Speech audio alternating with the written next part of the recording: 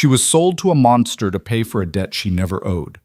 Dragged into a forced marriage with the most dangerous crime lord in Chicago, Evelyn Vale expected to die on her wedding night. But when Lucien Devereux lifted her veil, he didn't see a bride. He saw a ghost, the face of the woman connected to his father's murder 15 years ago. What begins as a transaction paid in blood becomes something neither of them can control. This is a story of debt, obsession, and a love that was never supposed to exist. Stay with me until the very end. Hit like, leave a comment with the city you're watching from so I can see how far this story travels. Let's begin. The call came at 2:47 in the morning, and it came the way all bad news comes, without warning, without mercy, and right in the middle of a dream about something ordinary. Evelyn Vale was sleeping on the pull-out couch in her parents' apartment on the south side of Chicago when her phone rattled against the floor like a dying insect. She didn't recognize the number. She answered anyway because that was the kind of week it had been. The kind where you stop screening calls and start bracing for impact. Your brother took something that doesn't belong to him. The voice on the other end was calm, not threatening. Calm the way a surgeon is calm before he cuts. You have 72 hours to produce either the money or Marcus Vale. If neither appears, your mother dies first, then your father, then you. In that order. Am I being clear enough, or would you like me to repeat myself? The line went dead. Evelyn sat in the dark for a long time. The pull-out mattress springs dug into her spine. The apartment smelled like old coffee and the lavender air freshener her mother plugged into every outlet because she said it helped with anxiety. It didn't help with anything. It just made the anxiety smell like lavender. She called Marcus 11 times, 12, 15. Every call went straight to voicemail, and every voicemail was the same stupid recording he'd made 2 years ago when he still thought he was funny. You've reached the king. Leave a message after the throne. She wanted to reach through the phone and strangle him. She wanted to shake him until the truth fell out of his pockets. But Marcus was gone. 3 days gone. And in 3 days, her entire family had gone from broke to marked. Her mother, Gloria Vale, was 54 years old and had survived 2 strokes, a dead-end marriage she refused to leave, and a factory job that had turned her hands into knotted rope. Her father, Dennis, hadn't worked in 4 years. Bad back. Bad knees. Bad luck that had followed him since birth and never once let up. They lived in a 2-bedroom apartment above a laundromat that shook every time the industrial dryers ran, which was always. This was not a family that had millions of anything. This was a family that counted quarters for the bus. But Marcus had always wanted more. Evelyn knew her brother was reckless. She'd known it since they were kids, and he used to shoplift candy bars, not because he was hungry, but because he liked the way his heart beat faster when the alarm didn't go off. He chased adrenaline the way other people chased careers, dropped out of community college, ran with a crowd that wore too much gold and talked too loud in restaurants. And somewhere in the last year, he'd graduated from petty hustles to something far, far worse. He'd gotten involved with the Devereux syndicate. Everyone in Chicago knew the name. Not from the news. The Devereux family had never been indicted, never been arrested, never been photographed in handcuffs on a courthouse steps. They operated in the space between power and shadow. The kind of criminal empire that owned the judges who signed the warrants and the cops who served them. Real estate, import businesses, private security firms with government contracts. On paper, the Devereux family was legitimate. On the streets, they were the reason people crossed to the other side when certain cars drove by. And Marcus, brilliant, stupid, self-destructive Marcus, had stolen from them. The details came in pieces over the next 48 hours, delivered by people Evelyn didn't know and didn't want to know. A man in a gray suit showed up at her mother's workplace and handed Gloria an envelope containing a single photograph. Marcus, smiling, standing next to a safe that didn't belong to him. Another man, this one with a scar that split his left eyebrow in half, appeared at the laundromat downstairs and told Dennis that his son had redirected $4.7 million from a Devereux offshore account into a ghost network of cryptocurrency wallets that had already been emptied and scattered across 3 continents. $4.7 million. Evelyn's hands shook when she heard the number.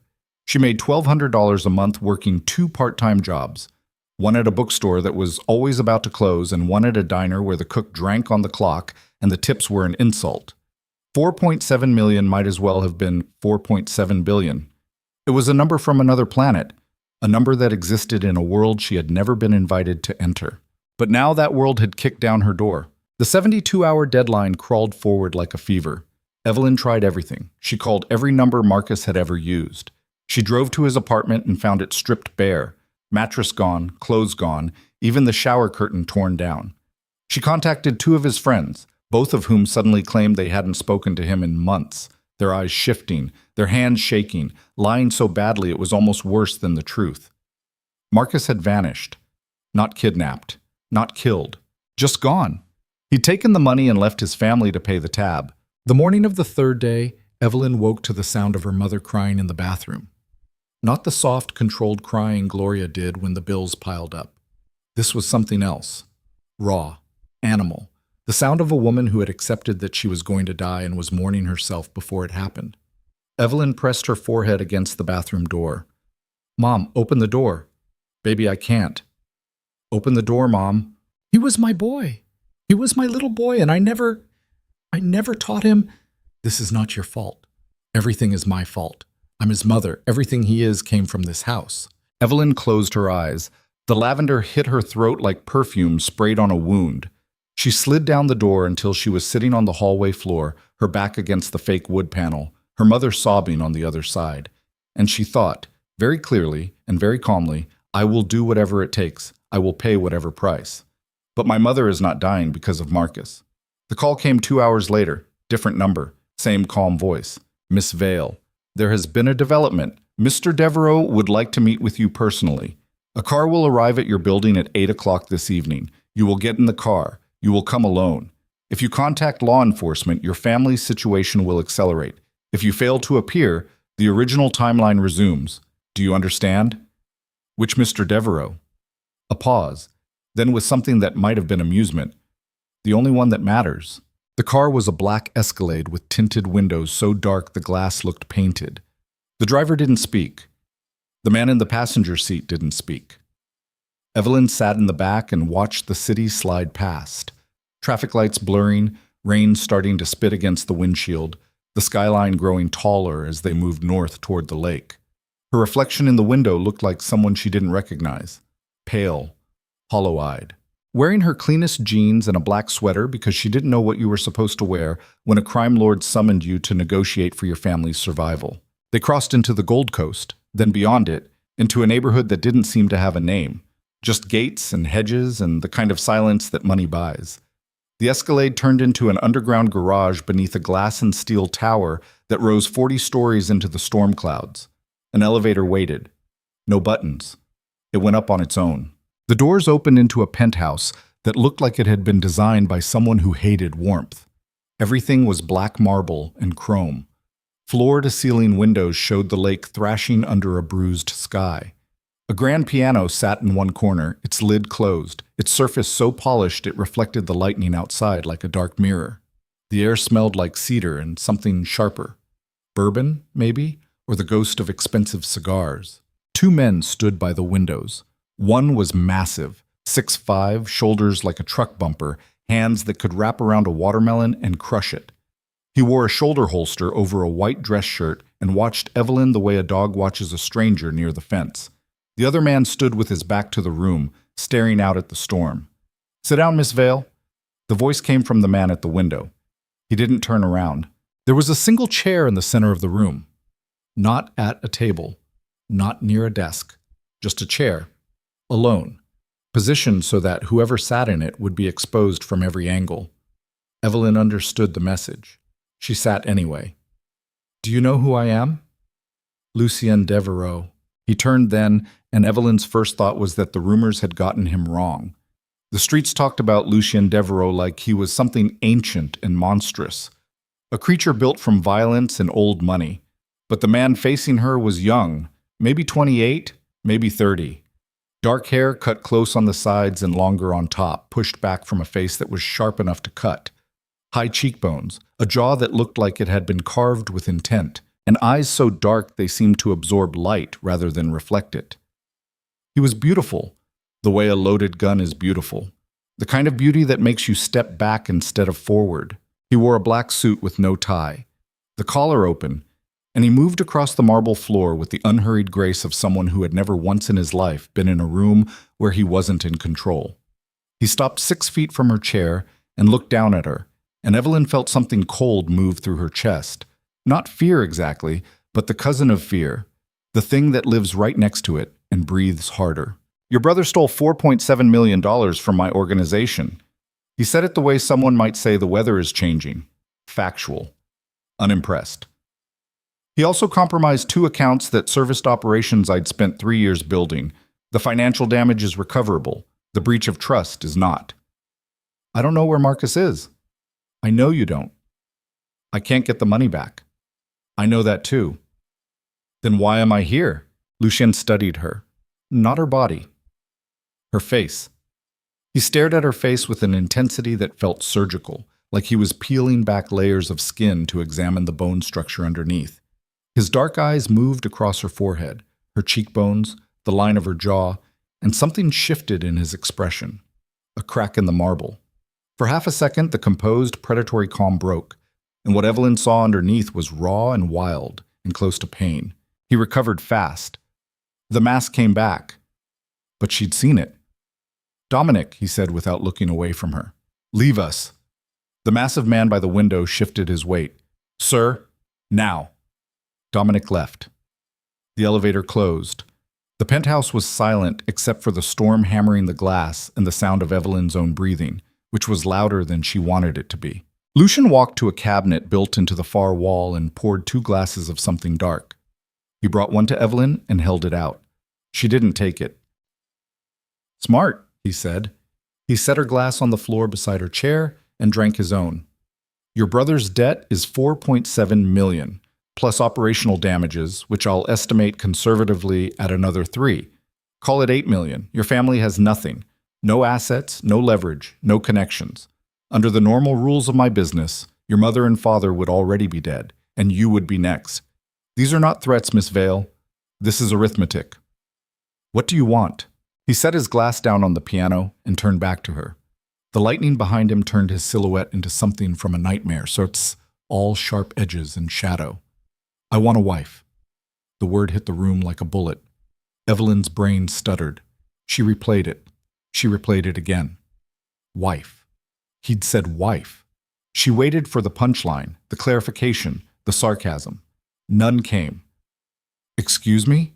A legal marriage. Binding. Public. You take my name, you live in my home, you stand beside me at every function, and the outside world believes this union is real. In exchange, your brother's debt is erased. Your parents are placed under my protection. No harm comes to anyone in your family for as long as the marriage stands. That's insane. That's the offer. You don't even know me. I know enough. You're out of your mind. Lucien's expression didn't change. He reached into his jacket and produced a phone. Not his, Marcus's. The screen was cracked. There was dried blood on the case. He held it up so she could see. This was recovered from your brother's apartment. The last message he sent was to you, 47 minutes before he disappeared. He wrote, and I'm quoting directly, "Tell Mom I'm sorry. Don't come looking for me. I know what I did." Your brother knew what was coming. He chose to run. He chose himself over your parents, over you. That phone is the only proof he ever existed in my world, and I'm showing it to you because I want you to understand something. He put the phone back in his jacket. I am not the one who put your family in danger. Your brother did that. I'm the one offering to take you out of it. Evelyn's throat closed. She could feel the tears building behind her eyes, hot and furious, and she refused to let them fall. Not here. Not in front of him. She dug her nails into her palms until the pain became a distraction. Why marriage? Why not just, I don't know, make me work it off? Clean your floors, run your errands. Why would you want to marry a stranger? Something moved behind his eyes. That same crack, that same flash of something wounded. My reasons are my own. If you expect me to share your bed, I don't. If you expect me to, I expect you to play a role, nothing more. You will have your own rooms, your own space. Your privacy will be respected. You'll want for nothing material. In return, you smile when I need you to smile.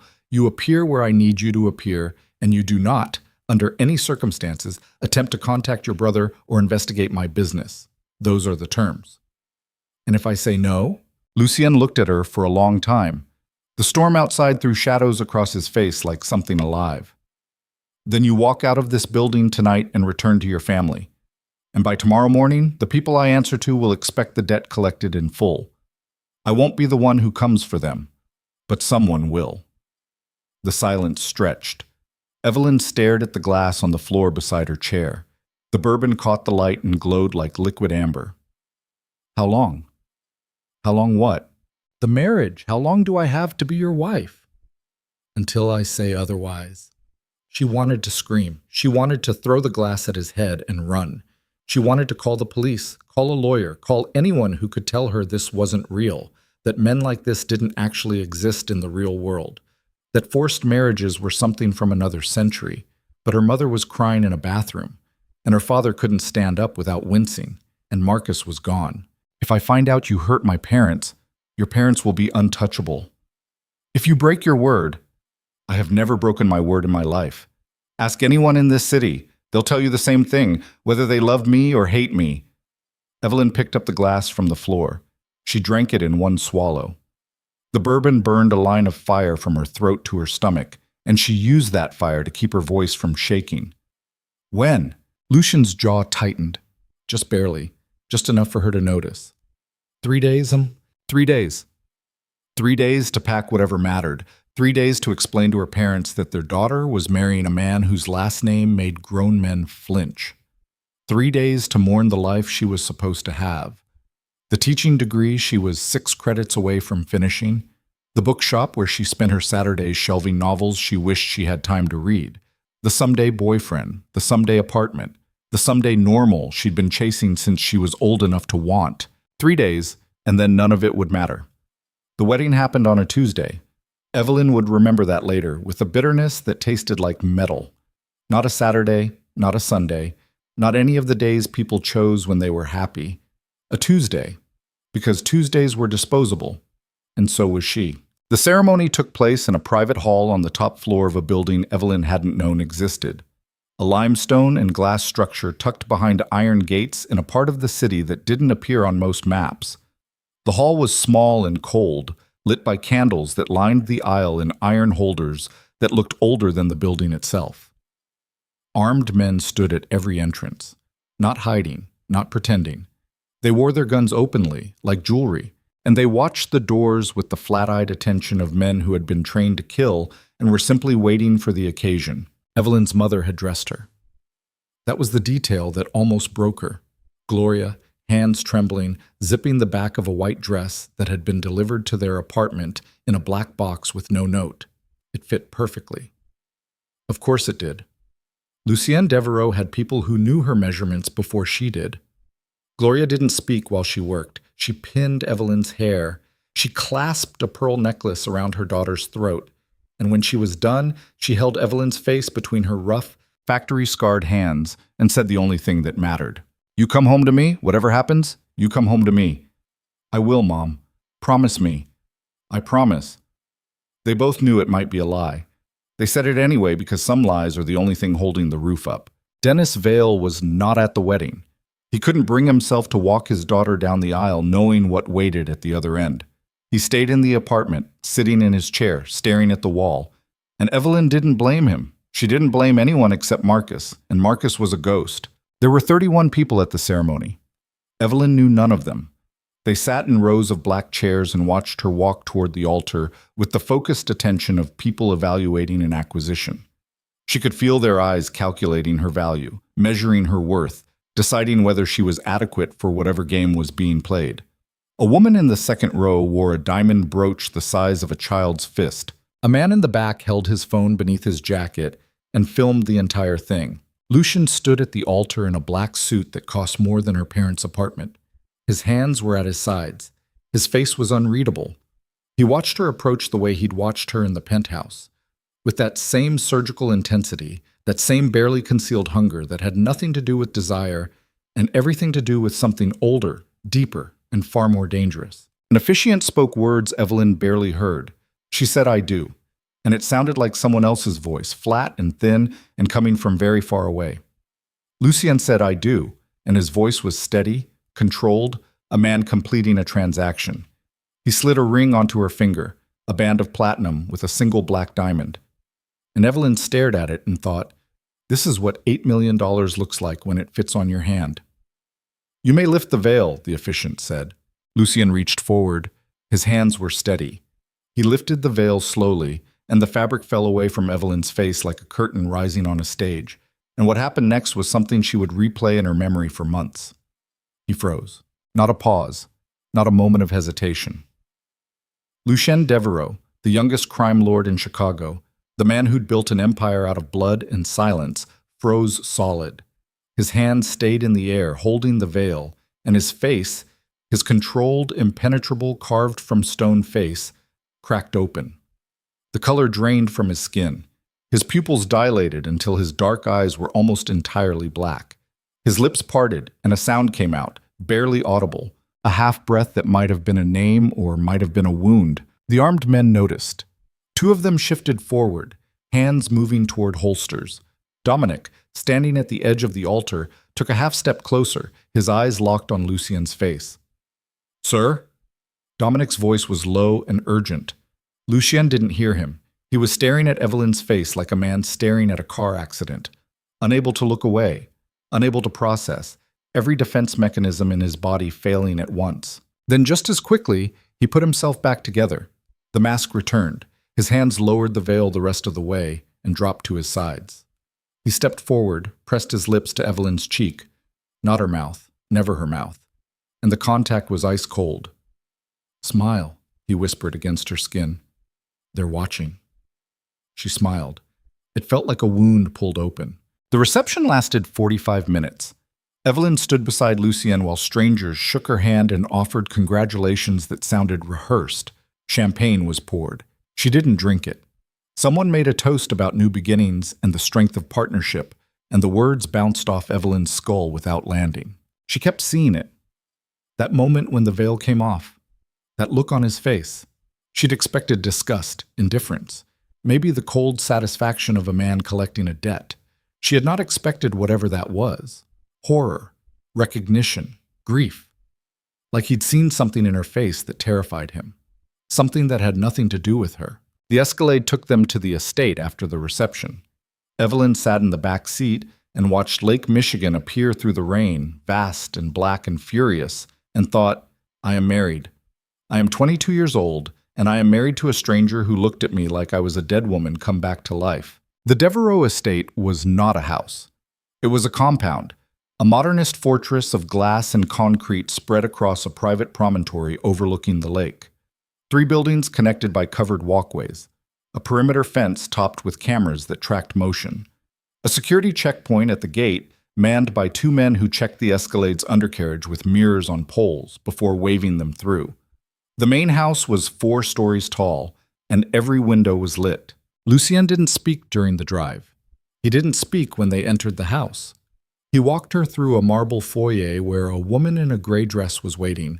Mrs. Langdon, head of household, Lucien said without stopping, and up a staircase wide enough for 4 people to walk abreast, and down a hallway lined with art that Evelyn didn't recognize but suspected cost more than her education. And he stopped at a door at the end of the hall. Your rooms, he said. Mrs. Langdon will bring whatever you need. Meals are served in the east dining room at 7, noon, and 6, but you can eat whenever you want. The library is on the 2nd floor. The garden is accessible from the west wing, but don't go past the stone wall. The perimeter beyond it is monitored, and the guards are authorized to detain anyone they don't recognize. Detain. Restrain until they can confirm identity. I'm your wife. You're new. They don't know your face yet. He paused. They will. He turned to leave. Evelyn reached out and caught his sleeve, an instinct, not a plan. And Lucien stopped so sharply it was like she'd pressed a button. He looked down at her hand on his arm, and for a moment the air between them was so charged it hummed. What happened? She asked. At the altar. When you lifted the veil. What did you see? The silence lasted 5 seconds. 10.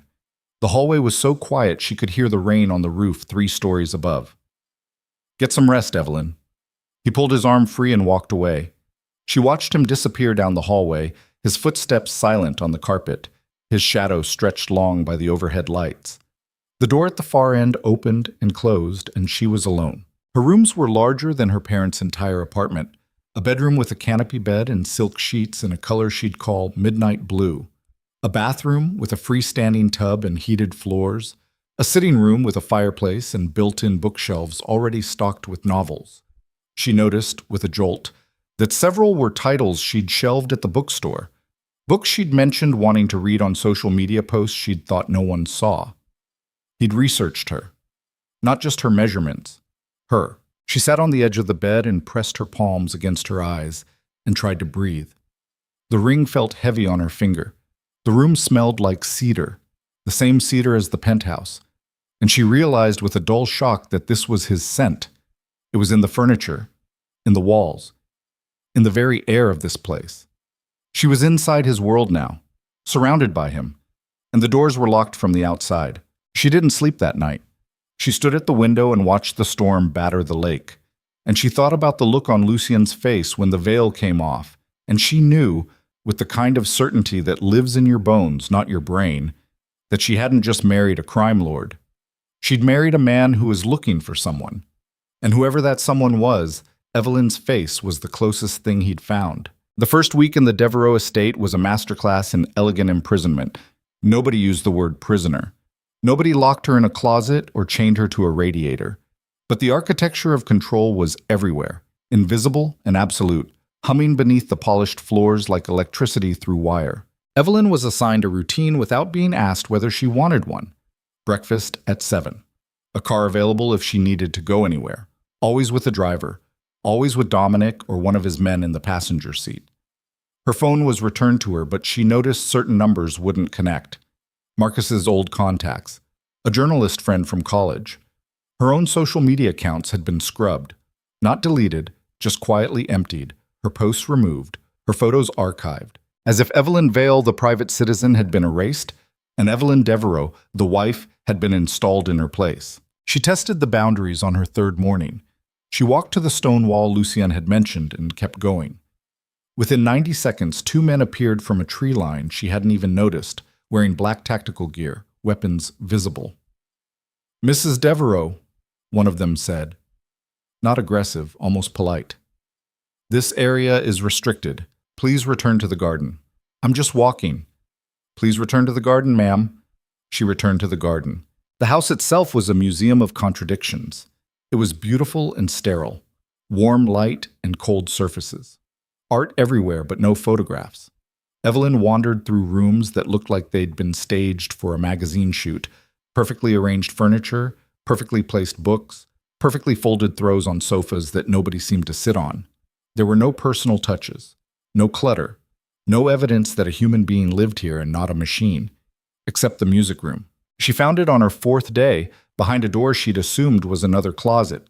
It was smaller than the other rooms, almost intimate, with dark walls and a single window facing the lake. The grand piano from the penthouse, or one identical to it, sat in the center, and unlike everything else in the house, it was used. There were scratches on the bench. Sheet music was scattered across the top, handwritten, the notes crammed together in a hurried scrawl.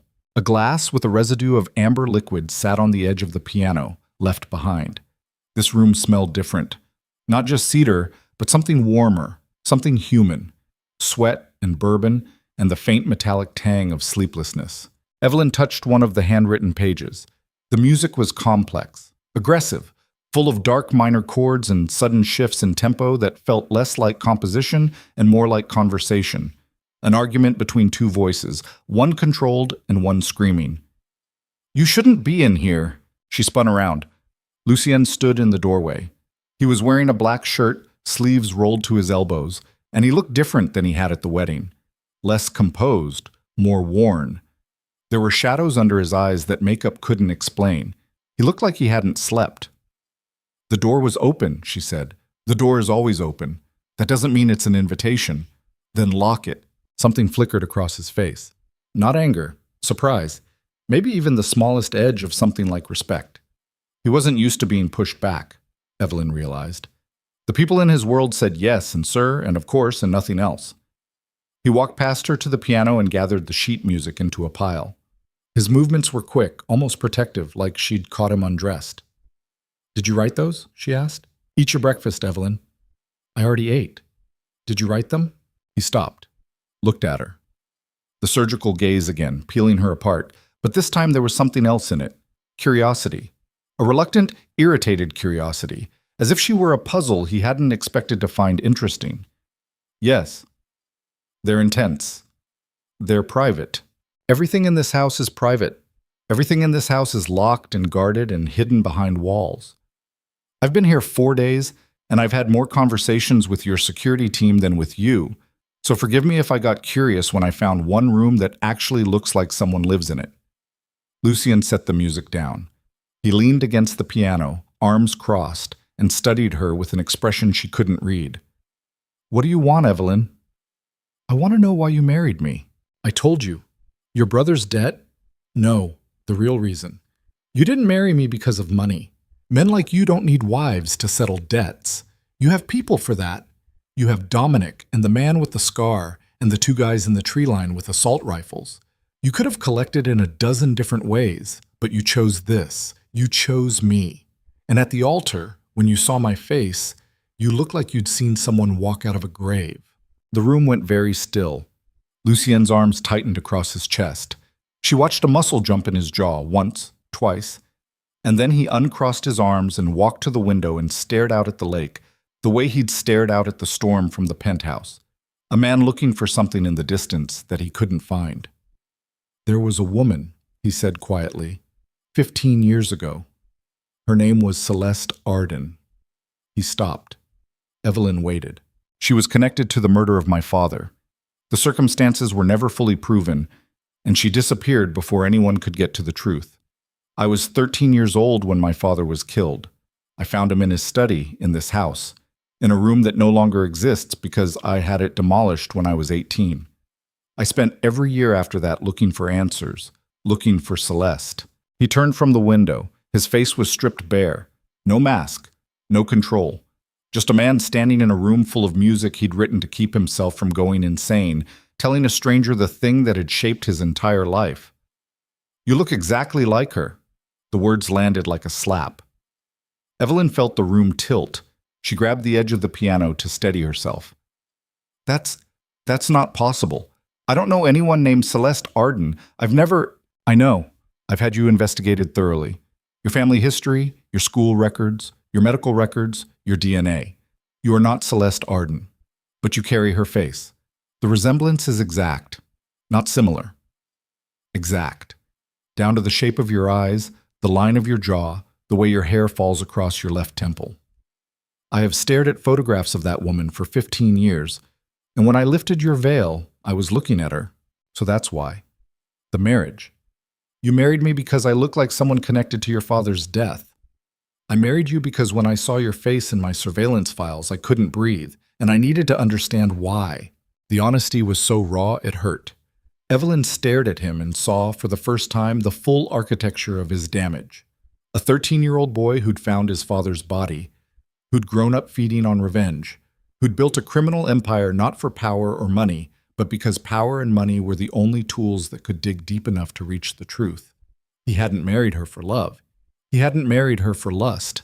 He'd married her because her face was the key to a lock he'd been trying to pick since he was a child. "Am I a prisoner or a clue?" she asked. Lucien held her gaze. "I haven't decided yet." He left the music room without another word. Evelyn stood alone among the scattered sheet music and the empty glass and the scratched piano bench, and she felt something shift inside her chest. Not sympathy, not yet, but the first crack in the wall she'd built against him. He was a monster, she was sure of that, but he was a monster that had been made, not born, and the thing that had made him was grief. And grief, Evelyn knew, was a language she spoke fluently. That night she lay awake and listened to the house breathe. At 2 a.m., faint and distant, the sound of the piano drifted through the walls. A melody so full of ache it made her chest tight. She pressed her hand against the wall and felt the vibrations of the notes moving through the plaster, through the structure, through the bones of the house that held them both captive. She didn't know what was coming. She didn't know what Celeste Arden's face meant, or why her own blood carried its echo, or what Lucien would do when he finally found his answers. But she knew one thing with absolute certainty. Whatever Lucien Devereux was looking for, it was about to find him first, and when it did, the explosion would take them both down. She just didn't know yet whether they'd survive it. The piano stopped at 4:11 a.m. Evelyn knew because she was counting the minutes on the digital clock beside her bed, each red number burning into her retinas like a brand. When the music cut off, the silence that replaced it was worse, heavier, thicker, the kind of silence that has weight. She lay still and listened to the house settle around her, joints of wood and steel groaning, the way old bones groan before a storm, and she thought, he plays when he can't sleep, and he can't sleep because of me, because of my face, because every time he looks at me, he sees a dead woman's ghost. She didn't sleep either. She got up at 5, showered in water so hot it turned her skin pink, and stood in front of the bathroom mirror staring at her own reflection with a kind of desperate scrutiny she'd never performed before. What did he see? She'd studied herself 1,000 times, the slightly crooked nose she'd broken falling off a bike at 9, the thin scar on her chin from a kitchen accident, the way her left eye was a fraction narrower than her right. Ordinary features, nothing remarkable. But Lucien looked at her like she was a crime scene, and that made her doubt her own face. She dressed and went downstairs before 7. The east dining room was empty. A place setting waited for her. White china, silver cutlery, a cloth napkin folded into something architectural. Mrs. Langdon appeared from a side door with coffee before Evelyn had even sat down. Mr. Devereux won't be joining you this morning, Mrs. Langdon said. She was a tall woman in her late 50s with silver-streaked hair pulled back so tight it seemed to stretch the skin at her temples. Her voice carried the precise neutrality of someone trained to reveal nothing. He left the estate at 4:30. Where did he go? I wouldn't know, ma'am. Can't know or won't say. Mrs. Langdon set the coffee down. Her hands were perfectly steady. Is there anything else you need? Evelyn wrapped her fingers around the cup and felt the heat seep into her palms. How long have you worked here? 11 years? So you were here when his father was alive. Something moved behind Mrs. Langdon's eyes. A flinch so controlled it barely registered. I was. What was he like? Lucien. As a kid. Mrs. Langdon stood very still. For a moment, Evelyn thought she wouldn't answer. Then, very quietly, he was kind. Before. She turned and walked back through the side door, and the word hung in the air like smoke. Before, carrying the full weight of everything that had happened after. Evelyn ate alone. Toast she didn't taste. Eggs she moved around the plate. She was reaching for more coffee when Dominic appeared in the doorway, filling it almost completely with his enormous frame. He was wearing the same shoulder holster as the night they'd met, and there was a fresh cut on his left knuckle that he hadn't bothered to bandage. Mrs. Devereux. Evelyn. Mrs. Devereux, he repeated, and she understood that this was not a man who would bend on formalities. Mr. Devereux has asked me to inform you that a woman named Dr. Farina will be visiting the estate this afternoon. She'll need access to you for approximately 2 hours. Access to me. What does that mean? Medical examination, photographs, measurements. Evelyn set her coffee down hard enough that liquid sloshed over the rim. Measurements of what? Your face. My face. Bone structure. Facial geometry. Mr. Devereux has commissioned a forensic comparison between your features and those of a person of interest in an ongoing private investigation. A person of interest? You mean Celeste Arden? Dominic's expression didn't change. He had the kind of face that seemed carved from something harder than flesh, all flat planes and blunt angles like a fist that had been taught to hold still. Dr. Farina will arrive at 1 o'clock. A room has been prepared on the 3rd floor. And if I refuse? That's your right, ma'am. But Mr. Devereux would consider it a violation of the terms of your arrangement. The terms of our arrangement say I smile at parties and play the good wife. They don't say I sit in a chair while a stranger maps my skull. Dominic looked at her. Really looked at her, for the first time since she'd arrived. Not the blank security scan he performed every time she entered a room, but an actual assessment, weighing her, measuring something that had nothing to do with bone structure. You want my advice, Mrs. Devereux? I don't know, do I? Pick your fights. This isn't one worth picking. He'll get what he needs whether you cooperate or not. The difference is whether you're in the room when the answers come back. He paused. People who are in the room have power. People who aren't get told what to think. He turned and left. Evelyn stared at the doorway he'd vacated and realized, with a mixture of surprise and unease, that the most useful thing anyone had said to her since she'd entered this house had come from the man with the gun. Dr. Farina arrived at 1:07 p.m. She was small, sharp-faced, somewhere north of 60, with wire-rimmed glasses and the brisk, impatient energy of someone who considered conversation a waste of calibration time. She carried 2 aluminum cases and a tablet, and she set up in a room on the 3rd floor that had been emptied of everything except a chair, a lamp, and a white backdrop pinned to the wall. Sit. Don't smile. Turn left. Turn right. Chin up. Hold. Evelyn sat and held while Dr. Farina circled her with a handheld device that projected a grid of light across her face, capturing dimensions in a silent blue sweep. The doctor took 72 photographs from angles Evelyn didn't know faces had. She measured the distance between Evelyn's pupils, the width of her nasal bridge, the exact curvature of her philtrum, the little groove between nose and upper lip, down to fractions of millimeters. Has anyone in your family ever discussed Italian heritage?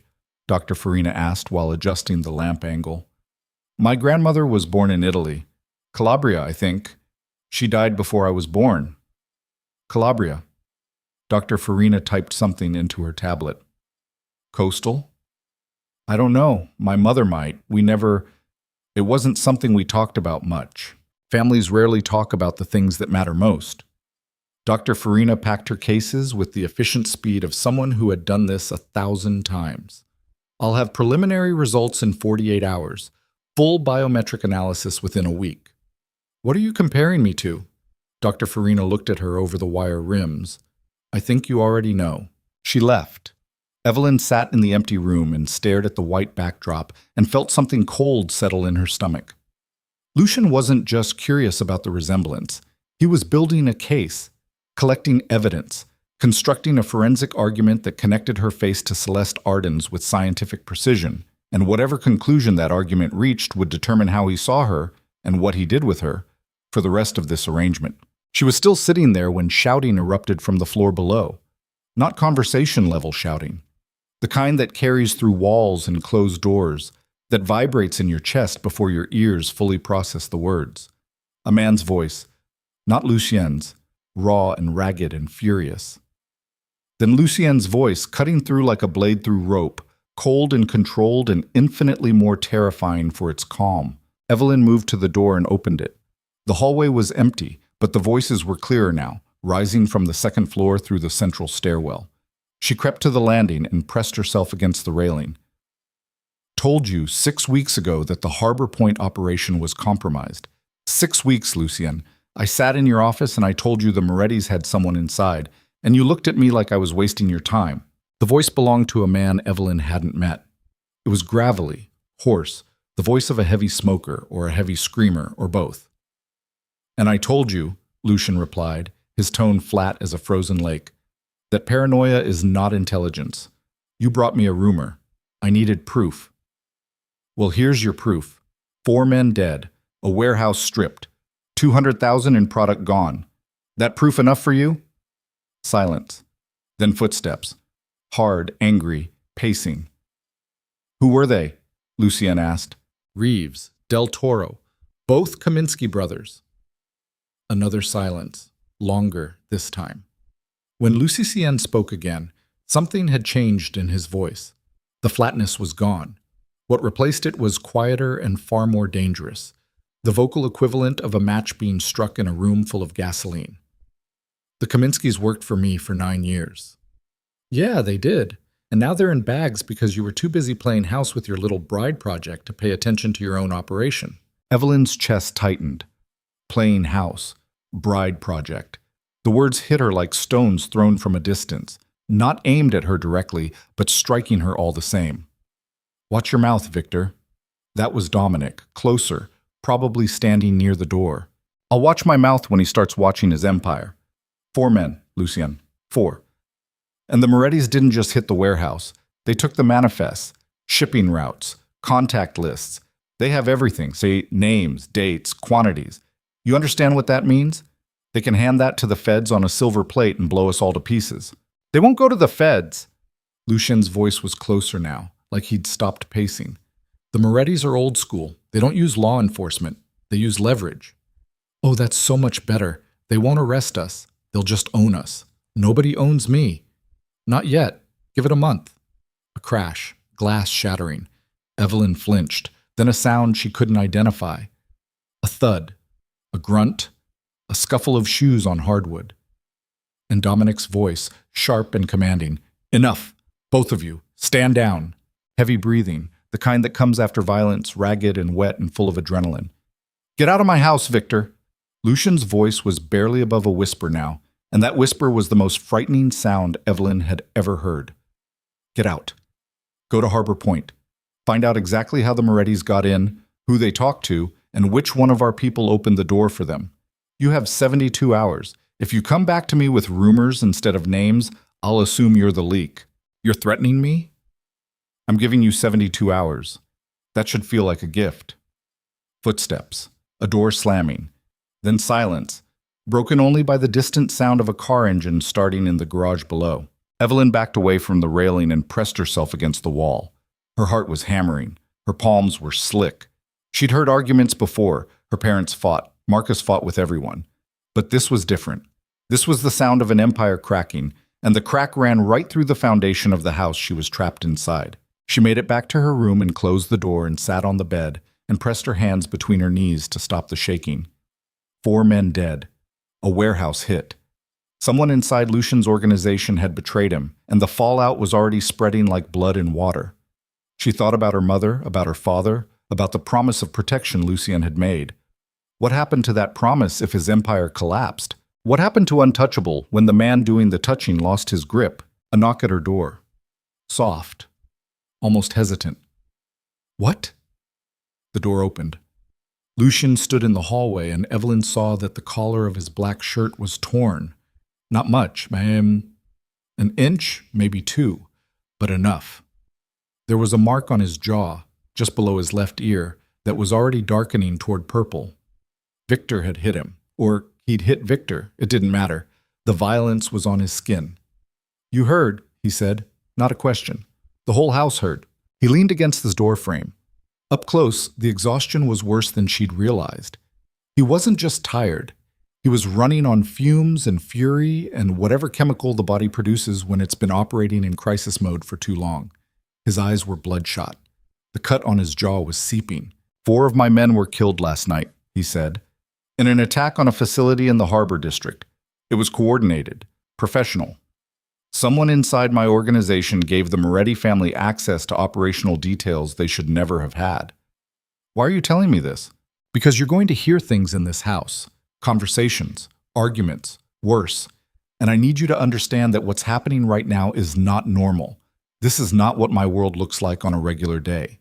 Someone betrayed me, and until I find out who, this estate is going to operate under wartime protocol. What does wartime protocol mean for me? It means you don't leave the grounds, for any reason. It means your phone privileges are suspended until further notice. It means Dominic or one of his men will be stationed outside your door at all times, and you will cooperate with them without argument. You're locking me in. I'm keeping you alive. There's a difference? Lucien's jaw tightened. The bruise shifted color as the muscle moved beneath it. Yes, there is. Ask the 4 men who died last night whether they can tell the difference. He turned to leave. Evelyn stood. Your jaw is bleeding. He stopped, touched the cut, looked at the blood on his fingertips with an expression of mild annoyance, as if the wound were an administrative error. It's nothing. It's not nothing. Sit down. Evelyn, sit down. She didn't know where the authority came from. Maybe it was exhaustion. Maybe it was the fact that she'd spent a week being managed and maneuvered and told where to go and what not to touch. And something inside her had finally snapped. Not into anger, but into action, the way her mother used to snap when Dennis or Marcus came home bleeding. Somebody's got to hold the gauze. Might as well be her. Lucien looked at her. She saw the calculation happening behind his eyes. The risk assessment, the power dynamic, the question of what it meant if he let a woman he'd bought give him an order in his own house. She watched him run the numbers and come to a conclusion that surprised them both. He sat on the edge of her bed. Evelyn went to the bathroom and found a first aid kit in the cabinet. Of course there was a first aid kit. This was a house designed for emergencies, and came back with gauze and antiseptic. She stood in front of him and he looked up at her, and the position felt strange, inverted, wrong.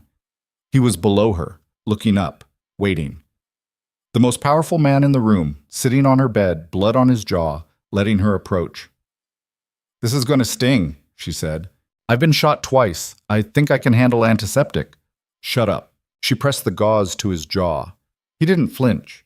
His skin was warm under her fingertips, warmer than she'd expected, as if all that cold composure was just a shell over something burning. She could smell him this close.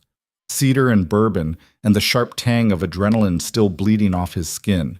His breathing was controlled but not steady. She could feel the effort he was putting into holding still, the deliberate relaxation of muscles that wanted to coil. "Victor thinks you're distracted," she said. "Because of me." "Victor thinks many things. Most of them are wrong." "Is he wrong about this?" Lucien's eyes moved to hers. They were inches apart. She could see the striations in his irises, not pure black like she'd thought, but the darkest possible brown, with flecks of something warmer buried deep.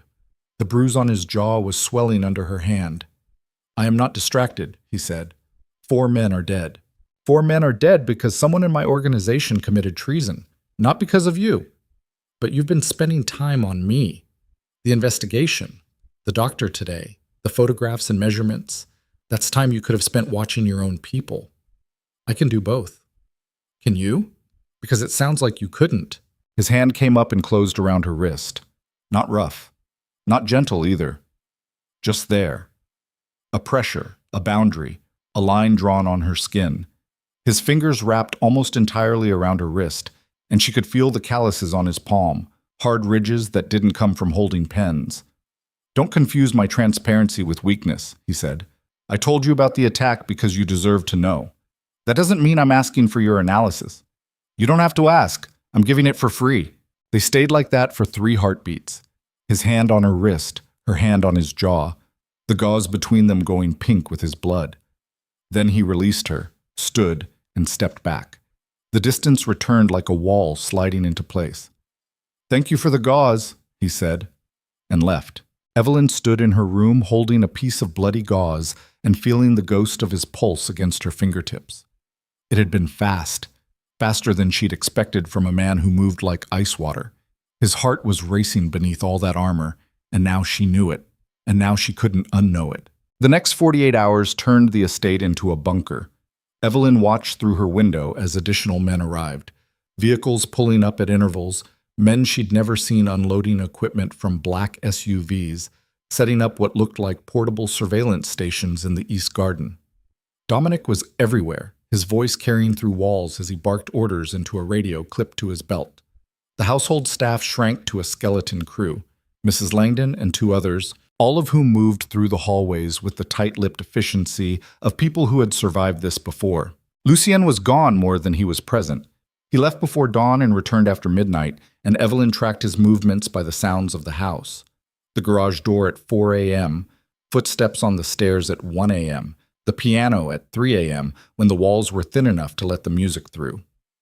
She started to recognize his patterns. The pace of his walk told her his mood. Slow and deliberate meant controlled. Fast meant furious.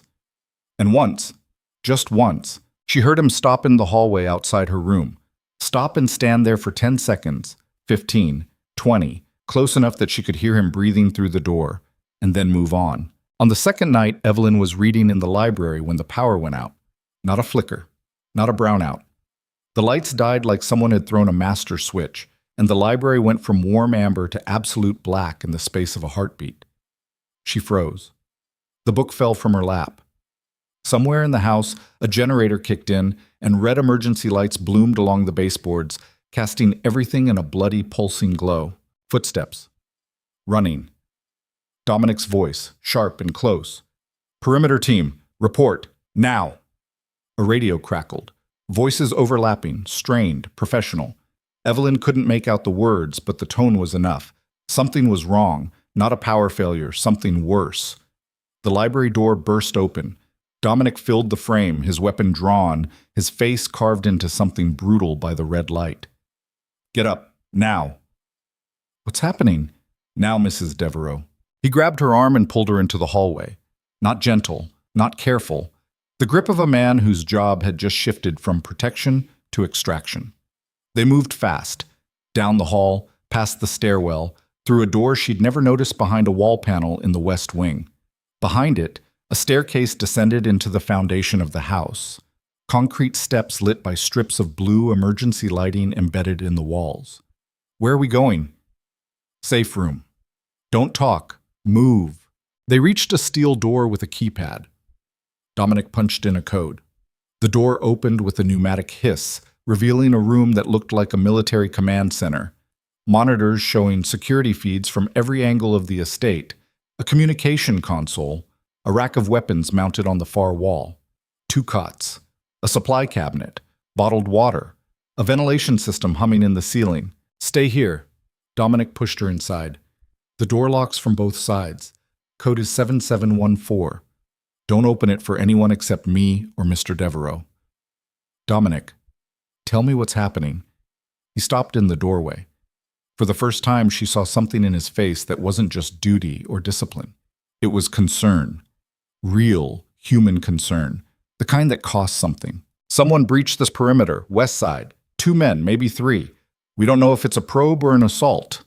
Until we do, you stay here." He left. The steel door closed, the lock engaged with a sound like a coffin lid. Evelyn stood in the safe room and watched the security monitors.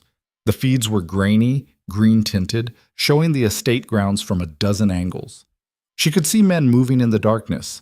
Lucien's men, she assumed, sweeping the perimeter in pairs, weapons up, communicating in hand signals.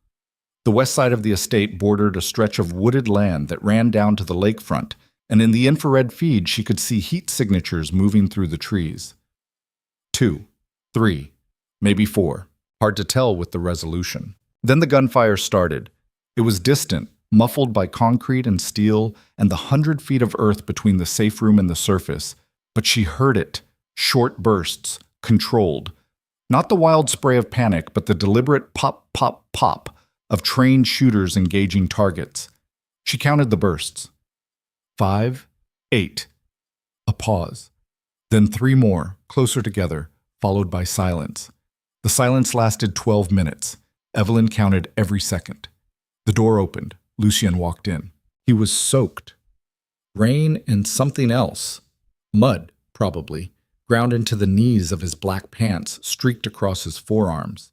He was wearing a tactical vest over his shirt, and there was a handgun in his right hand, held low, finger off the trigger, barrel pointed at the floor. His face was calm, not composed, calm. The calm of a man who had just done something violent and was still processing the chemical aftermath. "It's over," he said. "What was it?" "A test. The Morettis sent 3 men to probe our security response. They wanted to see how fast we reacted, where the weak points were, how many men I'd commit to a perimeter breach." "Did they get what they wanted?" Lucien set the gun on the communication console, pulled off the tactical vest. Underneath, his shirt was dark with sweat. "They got 2 of their men killed and the 3rd captured. So no, I don't think they got what they wanted." "You killed them." "My men killed them. On your order." He looked at her. The red emergency light had been replaced by the bright fluorescence of the safe room, and in their harsh, unforgiving glare, Lucien Devereux looked every year of his violent life. The hollows under his cheekbones, the veins standing in his forearms, the blood, not his, that had dried in a spray across the back of his left hand. "On my order," he said. Evelyn stared at the blood on his hand. He followed her gaze, looked at it, and then did something that unsettled her more than anything else that had happened that night. He turned on the safe room's small sink and washed it off. Methodically. Thoroughly. Like he was removing a stain from a countertop. Like it was maintenance. "The 3rd man," she said. "The one you captured." "Being questioned." "Questioned." I'm not going to lie to you about what happens in my world, Evelyn. You asked me once why I married you. Part of the answer is that I'm tired of lying to everyone about everything. So yes, he's being questioned, and the questioning will not be gentle. And by morning, I'll know exactly who inside my organization gave the Morettis the information they used to kill my men and breach my home. That's the truth. You can judge it or you can accept it, but I won't pretend it's something else. I'm not judging. You should be. Why? Because this is what you married into. Tonight wasn't an exception. This is the baseline. This is what my life looks like on a Tuesday. There it was, Tuesday again. The word that kept following her, cheap and disposable, the tag they'd pinned on her wedding day. I didn't choose this life, she said. Neither did I. That's not true. You could have walked away. After your father died, you could have, Could have what? His voice hardened. Not a shout, a compression, like something being squeezed until it cracked. Gone to college? Gotten a job? Let the people who murdered my father retire comfortably while I sold insurance? I was 13 years old. 13. I walked into my father's study and found him in his chair with his throat cut and his eyes still open. Still open, Evelyn. Like he'd died watching the door, waiting for someone to come save him, and nobody came. I was the one who closed them, with my own hands. 13 years old, and I pressed my fingers against my father's eyelids and pushed them shut because nobody else in this house had the stomach to do it. The safe room was very small. The fluorescent lights buzzed. Lucien's breathing was ragged now, torn from somewhere deep, and his hands, those hands that had just washed off another man's blood, were shaking. Not much. Not obviously. But Evelyn saw it.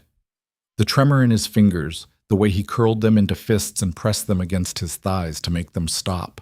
She didn't speak. She didn't reach for him. She sat on the edge of the cot and let him stand there and shake and breathe and fight the thing that was rising in his chest, and she didn't look away. That was all she offered. Witness. The simple, brutal gift of not turning from someone else's pain. After a long time, his breathing steadied. His fists uncurled. He looked at her and his eyes were wet, though nothing had fallen. And the combination, wet eyes, dry face, jaw locked tight, was the most human thing she'd seen from him. Dr. Farina's preliminary results came back, he said. His voice was rough, scraped raw. Your facial geometry matches Celeste Arden's at a 94% correlation. The remaining 6% is age and environmental variation. Genetically, you're not her, but structurally, your face is essentially a copy. How is that possible? Farina thinks it's hereditary, bloodline inheritance. Your grandmother from Calabria. If Celeste Arden came from the same region, the same genetic pool, the resemblance could be familial. Could be. We're working on confirming it. I've sent people to Italy, to the town your grandmother came from. If Celeste has roots there, we'll find them. Evelyn pulled her knees up and wrapped her arms around them. And what happens when you find them? What happens when you prove I'm just some random woman who happens to share DNA with a stranger from a fishing village? What then? Do you let me go? Lucien stared at her. The question hung between them like a blade. Is that what you want, to go? I want to know the truth. I want to know if this marriage has an expiration date or if I'm here forever. You're here as long as the arrangement requires. That's not an answer. It's the only one I have. He picked up the gun from the console, checked the magazine out of habit, slid it back in. The motions were automatic, muscle memory so deep it was closer to breathing than thinking. I need to deal with the prisoner, he said. Dominic will take you back to your room when the estate is cleared. Lucien. He stopped at the door. The music, the pieces you write, are they about your father? A muscle in his jaw jumped. Some of them. And the rest? He opened the door, paused, spoke without turning around.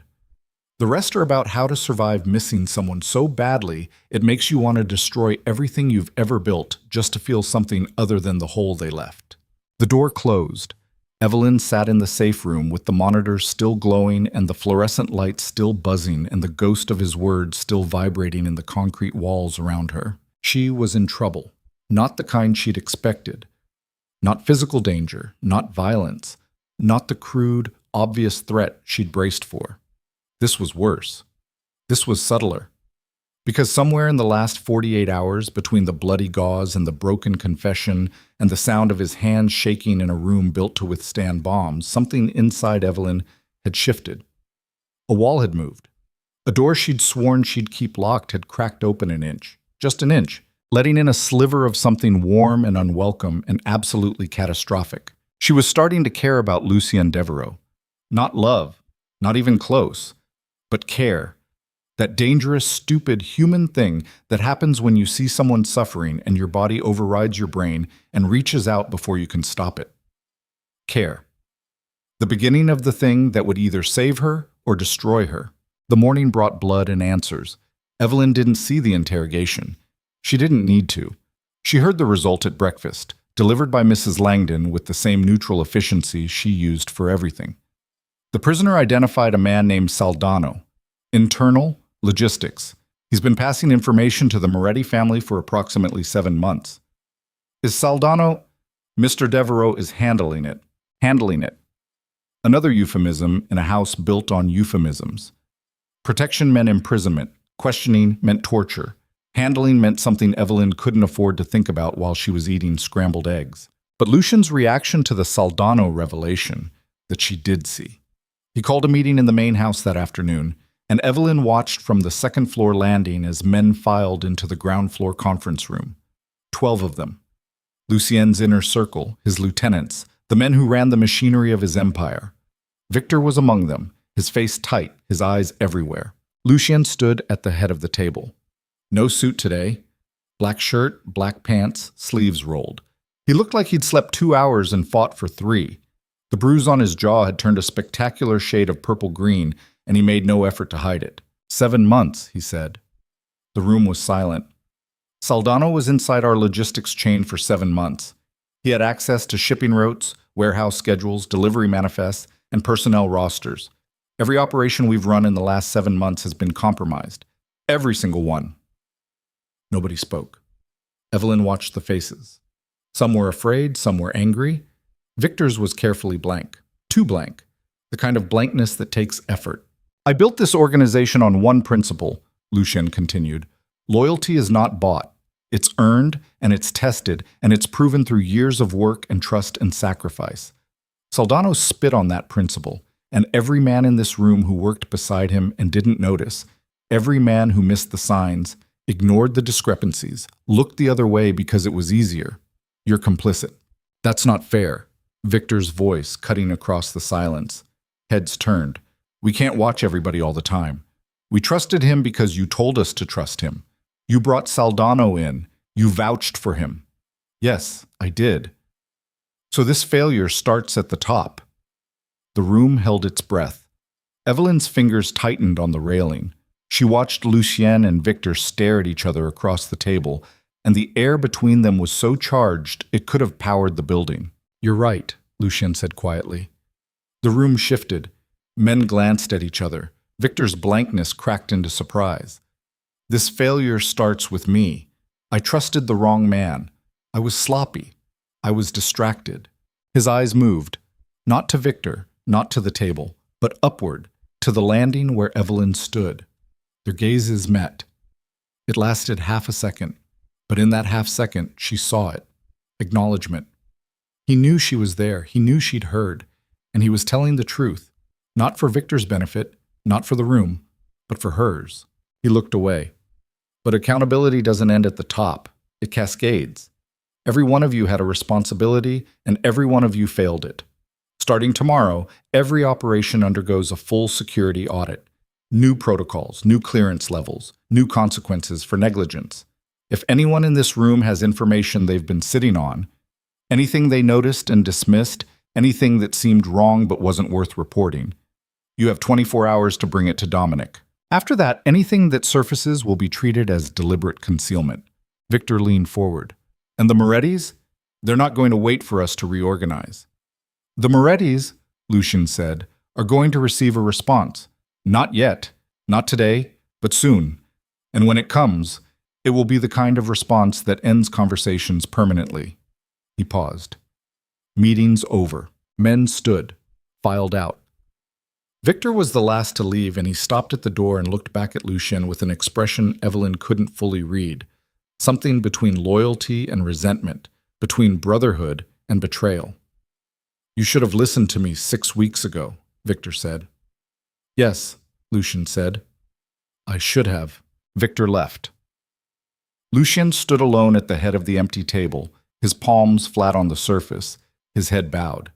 He looked, for one unguarded moment, like a man carrying something so heavy that his spine was bending under the weight. That night, Evelyn found an envelope under her door. Inside was a single photograph, old, yellowed at the edges, cracked down the center. A woman standing on a beach, dark hair blown sideways by wind, wearing a light dress and looking at the camera with an expression of such fierce, complicated beauty that Evelyn's breath caught.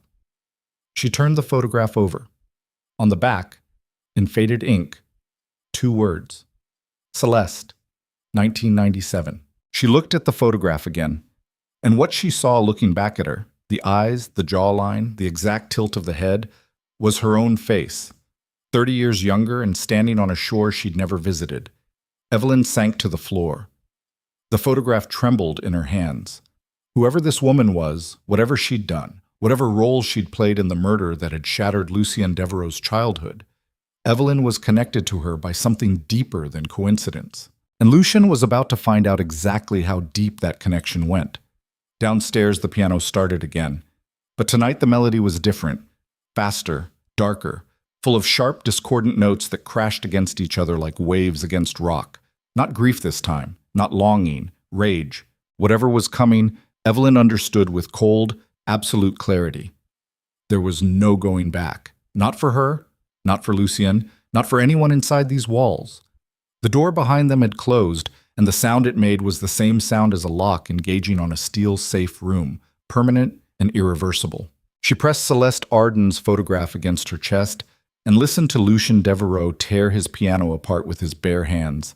And she knew, they both knew, that the next time the truth surfaced, it wouldn't just crack the ice. It would shatter everything underneath. The photograph burned a hole through Evelyn's sleep. She dreamed of the beach, the one in the picture. Sand the color of old bone, waves crashing in slow motion, and a woman standing at the water's edge with her back turned. Every time Evelyn got close enough to touch her, the woman turned and the face was Evelyn's own, but older, harder, with eyes that held something Evelyn couldn't name. The dream repeated 3 times before dawn, each iteration more vivid, more suffocating, until Evelyn woke drenched in sweat with her hand clenched around the photograph so tightly the edges had creased into her palm. She sat up. 5:17 a.m. The house was quiet. No piano, no footsteps, just the low hum of the ventilation system and the distant rhythmic crash of waves against the lakefront retaining wall. She smoothed the photograph against her thigh and stared at Celeste Arden's face in the thin gray light filtering through the curtains. 94%. That's what Dr. Farina's numbers said. 94% facial correlation with a woman Evelyn had never met, never heard of, never known existed until 2 weeks ago. A woman connected to a murder. A woman who had vanished. Evelyn turned the photograph over again. Celeste, 1997. The handwriting was small and slanted. The ink faded to a bruised purple. Someone had written that name with care. Not a label, but an act of tenderness. The way you write the name of someone you love on the back of a picture you intend to keep forever. Who had taken this photograph? Who had held the camera and watched Celeste stand on that beach and chosen to preserve the moment? And why had Lucien slipped it under her door like a confession he couldn't say out loud? She got dressed and went looking for answers. The library was on the 2nd floor, east wing, and Evelyn had spent enough time there to know its rhythms. Mrs. Langdon restocked the shelves on Mondays. The cleaning staff came through at 10. Between 5 and 8 in the morning, the room was empty, and the computers built into the oak desk and the reading alcove were unlocked. She'd tested them 3 days ago when boredom had driven her to desperation. The computers had limited internet access. Heavily filtered, she'd discovered.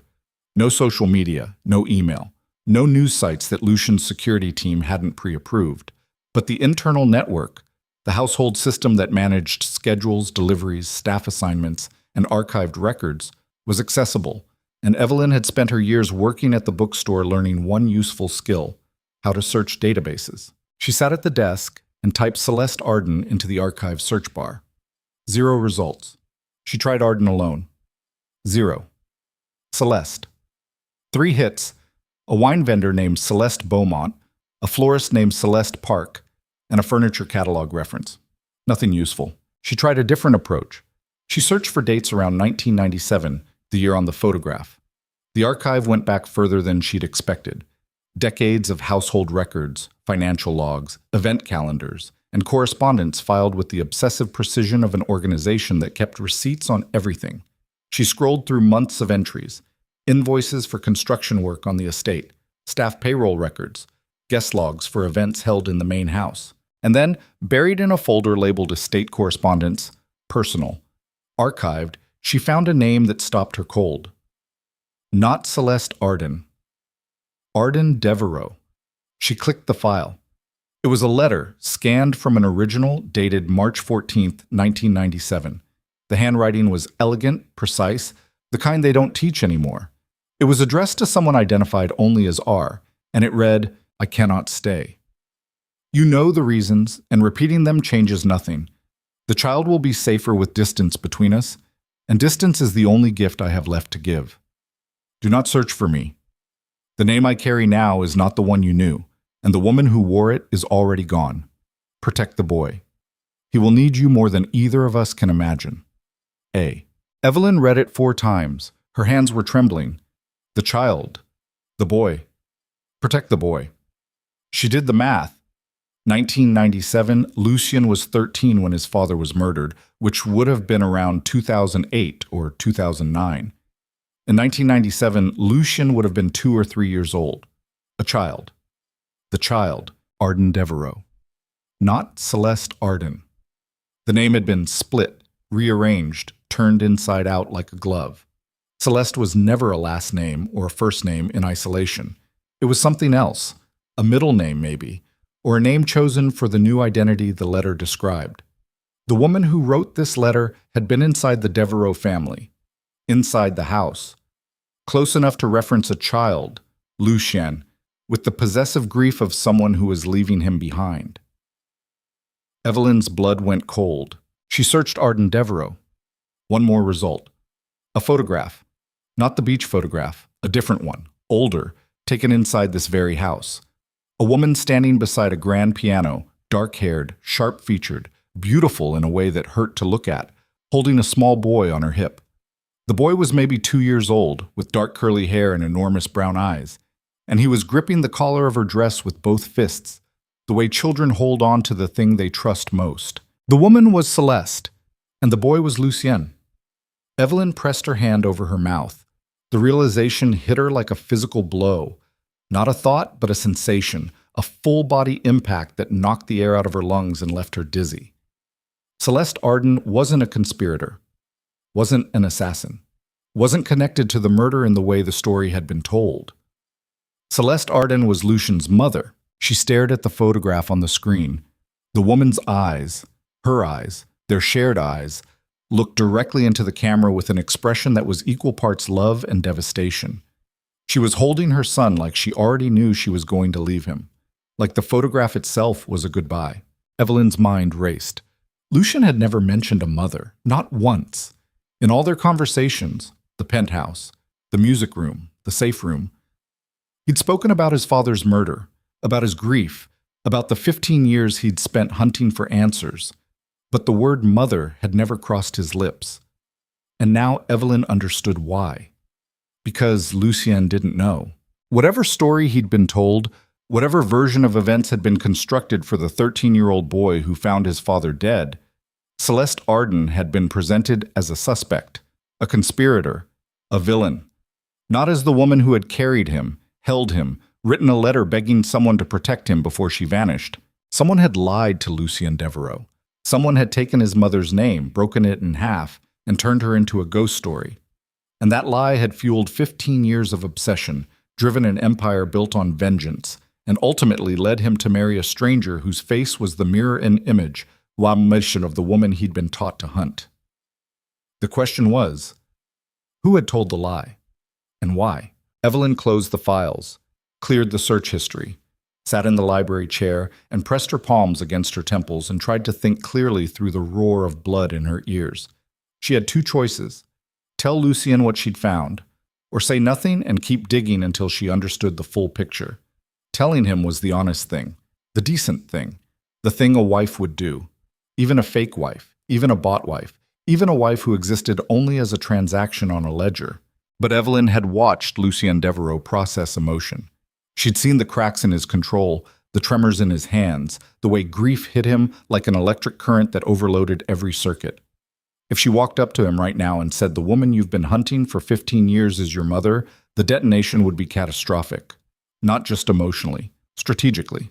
A man at war with the Moretti family, a man whose organization had just been gutted by betrayal, a man operating on no sleep and raw fury.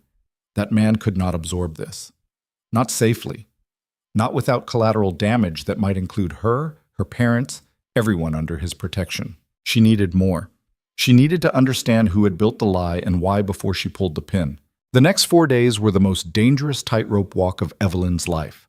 She moved through the estate like a woman with nothing on her mind, eating meals, reading books, walking the gardens inside the permitted perimeter, exchanging the minimal pleasantries the household required. But every moment alone, every hour between obligations, she spent in the library, excavating the archive with the careful, methodical patience of someone defusing a bomb. The pieces came slowly. A financial record from 1996 showing a trust fund established in the name of Arden Devereux, funded by Lucien's father, frozen 6 months before his death. A staff memo from the estate manager at the time, a man named Caldwell, noting that Mrs. Devereux had departed the premises indefinitely and that all references to her presence were to be removed from household records. Removed. Not archived. Removed. Someone had wanted her erased. And then, on the third day of searching, Evelyn found the name that changed everything. Victor Saldano Reinhardt. Not the Saldano who had been caught passing information to the Morettis. A different Saldano. Same family. The archive contained a personnel file from 2003 showing that a man named Victor Saldano Reinhardt had been hired as a junior security consultant for the Devereux estate, reporting directly to Caldwell, the estate manager. His file photo showed a younger version of the man Evelyn had heard shouting at Lucien in the hallway. The same gravelly voice, the same hard face, the same Victor who sat in meetings and challenged Lucien's authority and watched everything with eyes that were too careful. Victor had been in the house since 2003, 5 years before Lucien's father was murdered, hired by Caldwell, the same Caldwell who had ordered Arden Devereux erased from the records. Evelyn's stomach dropped. The architecture of the deception was emerging like a skeleton unearthed from shallow ground, bones connecting to bones, forming a shape that was far larger and far uglier than she'd imagined. Caldwell had erased Lucien's mother.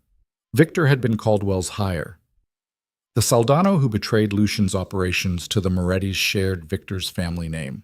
And the story that had poisoned Lucien's entire life, the lie that his mother was a criminal connected to his father's murder, had originated from inside this house. Not from enemies, from family.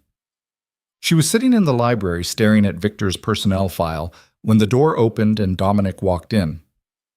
"Mrs. Devereux?" Evelyn closed the screen. Too fast. She knew it was too fast even as she did it, and she watched Dominic's eyes track the movement. The flicker of the monitor going dark, the tension in her shoulders, the way her hands curled into fists on the desk. "Reading?" he asked. "Research." "On what?" "Italian cooking. I'm bored, Dominic. This house has 300 rooms and nothing to do in any of them." He looked at her. Not the security scan. The real look. The one she'd seen in the safe room, the one that weighed and measured and calculated with a precision that had nothing to do with technology. "Mr. Devereux wants to see you," he said. "In the conference room. Now." Her heart kicked against her ribs. "About what?" "He didn't say. But he's been in there for 2 hours with Dr. Farina's full report, and he's not in a good mood, whatever that means in his case." Evelyn stood. Her legs felt unsteady.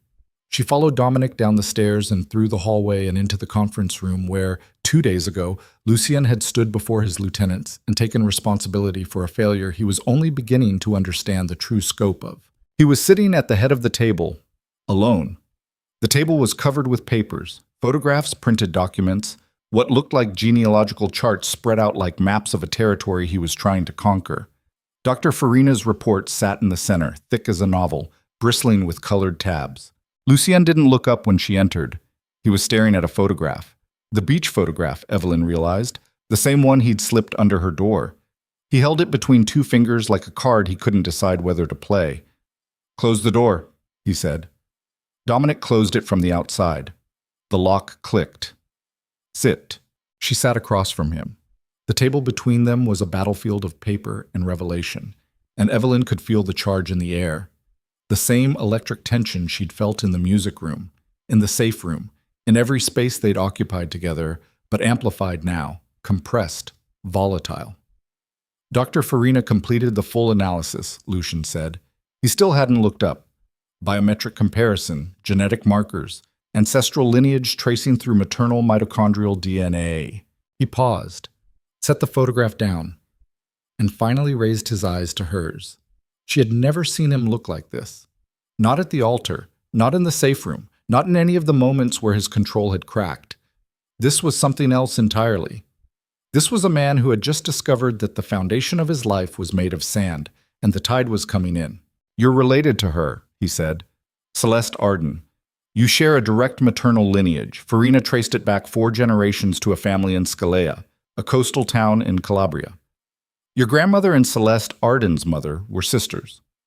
"I know," Evelyn said. The silence that followed was the loudest thing she'd ever heard. Lucien's face went through a series of changes so rapid they were almost subliminal. Confusion, suspicion, fury, control, fury again, and then something worse, something flat and dead, like a light being switched off behind his eyes. "You know," he repeated, "I found the archive. The household records, the letter she wrote in 1997. "What letter?" "The one addressed to someone called R. The one where she says she's leaving, that she can't stay, that the child will be safer with distance." Lucien's jaw locked. A vein pulsed at his temple. "How long have you known?" 4 days. 4 days. He stood. The chair scraped back against the marble floor with a sound like a scream. "You've known for 4 days that you're connected to the woman I've spent half my life searching for, and you said nothing." "I was trying to understand." "Understand what?" "What is there to understand? You had information that was directly relevant to my investigation, to the reason you're in this house, to the reason we're married, and you chose to hide it." "I chose to be careful, because the information isn't what you think it is." "Then what is it?" Evelyn stood too. Her heart was hammering, but her voice held steady, the way it always did when she was frightened. Not from courage, but from the same stubbornness that had kept her standing through every terrible thing her family had thrown at her. Celeste Arden isn't her real name. It's a cover, a reconstruction. Her real name, the name she was born with, the name she used inside this family, was Arden Devereux. Lucien went still. Not the controlled stillness of composure, the frozen stillness of a man who has just heard a sound he can't identify in a dark room, every muscle locked, every nerve firing, every survival instinct screaming. "What did you say?" Arden Devereux. "She was in this house, Lucien. She wasn't a stranger. She wasn't an outsider connected to your father's death. She was family. And the archive, the records that someone tried to erase, they show that she left in 1997, 11 years before your father was killed. She left because she was afraid, and she left behind a child." Lucien's face was white, not pale, white. The color of paper, of bone, of things that have been drained completely. His lips moved, but no sound came out. She watched him try to form a word, fail, try again, fail again. "Who?" he managed. The word came out broken, fractured into 2 syllables that didn't fit together. Who was she to this family? Evelyn could feel this moment crystallizing around her. The air in the room was so compressed it felt solid. She knew that what she was about to say would detonate 15 years of grief, 15 years of hunting, 15 years of a man's entire identity built on a lie. She knew there was no gentle version, no soft landing, no way to cushion the blast. She was your mother. The room didn't explode. That was the terrifying part. There was no screaming, no furniture thrown, no violent physical eruption. Lucien Devereux absorbed the words the way a body absorbs a bullet. A moment of impact, a moment of stillness, and then the slow, catastrophic cascade of damage spreading through every system. He sat back down. Not a decision. A collapse. His body simply stopped holding itself up, and he folded into the chair like a man whose bones had dissolved. His hands found the edge of the table and gripped it, knuckles going white, tendons standing out like cables, and his breathing changed, shallow, rapid, the gasping rhythm of someone going into shock. That's not possible. His voice was someone else's. Thin, young, the voice of a boy, not a man. My mother died. She died when I was an infant. That's what I was told. By my father. By Caldwell. By everyone in this house. She died. She didn't die, Lucien. She left. And the people who told you she was dead, the people who rewrote her name into a suspect profile and turned her into the ghost you've been chasing, they lied. Why? I don't know yet. But I found Victor's connection to Caldwell, the Soldano who betrayed your operations. He shares Victor's family name. Caldwell hired Victor in 2003. Caldwell erased your mother from the records. This isn't random, Lucien. Someone inside your organization, someone who's been here since before your father died, built this lie on purpose. Lucien released the table. His hands fell to his lap. He looked down at them. The calloused palms, the scarred knuckles, the hands that had closed his father's eyes, that had washed a dead man's blood off in a safe room sink, that had written music at 3 a.m. to keep the darkness from swallowing him whole. And something broke. Not loudly, not dramatically. The break was quiet, internal, the sound of a load-bearing wall giving way deep inside a structure that had been under stress for too long. His shoulders dropped, his chin fell to his chest, and he made a sound, a single, choked exhale that carried more grief than any scream could have held. 15 years, he said. 15 years I hunted her. I hired investigators. I spent millions. I built networks across 3 continents to track her down. I married you. I married a stranger because her face was the closest thing I'd ever found to the woman I believed helped murder my father. And she was my... He couldn't finish. The word mother lodged in his throat like a bone, too sharp to swallow, too big to spit out. Evelyn moved around the table. She didn't think about it, didn't calculate the risk or weigh the power dynamics or consider what it meant to touch a man who was coming apart at the molecular level. She just moved, the way her body moved when her mother cried, the way her hands moved when someone was bleeding. Instinct, not strategy. She crouched beside his chair and put her hand on his forearm and felt the tremors running through him like aftershocks. I'm sorry, she said. I'm so sorry. He didn't push her away. He didn't pull her closer. He sat with her hand on his arm and shook silently, violently, a man whose entire architecture of self was crumbling in real time. Everything he'd built, the empire, the reputation, the identity of the Avenger, the Hunter, the son who would stop at nothing to find his father's killer. All of it had been constructed on a foundation of lies, and the people who'd laid that foundation were the ones he'd trusted most. Minutes passed. 5, 10. The tremors slowed. His breathing deepened. Slowly, with the deliberate, painful effort of a man reassembling himself from scattered pieces, Lucien straightened. He wiped his face with the back of his hand, a rough, almost angry gesture, like he was removing evidence. And when he looked at Evelyn, his eyes had changed. The grief was still there, but it was being compressed, forced into a smaller space, making room for something harder and far more dangerous. She'd seen this transformation before, in the safe room, in the conference room. Lucien Devereux processed pain the way a reactor processes fuel. He took the raw, uncontrollable energy of it and converted it into something directed, focused, and lethal. Victor, he said. His voice was low, steady, terrifyingly calm. Tell me everything you found about Victor. She told him. The personnel file, Caldwell's hiring records, the Saldano family connection, the timeline that placed Victor inside the estate 5 years before the murder, hired by the very man who had erased Lucien's mother from existence. She laid it out the way she'd assembled it, piece by piece, connection by connection, and watched Lucien's face harden with each new detail, watched the grief calcify into something colder.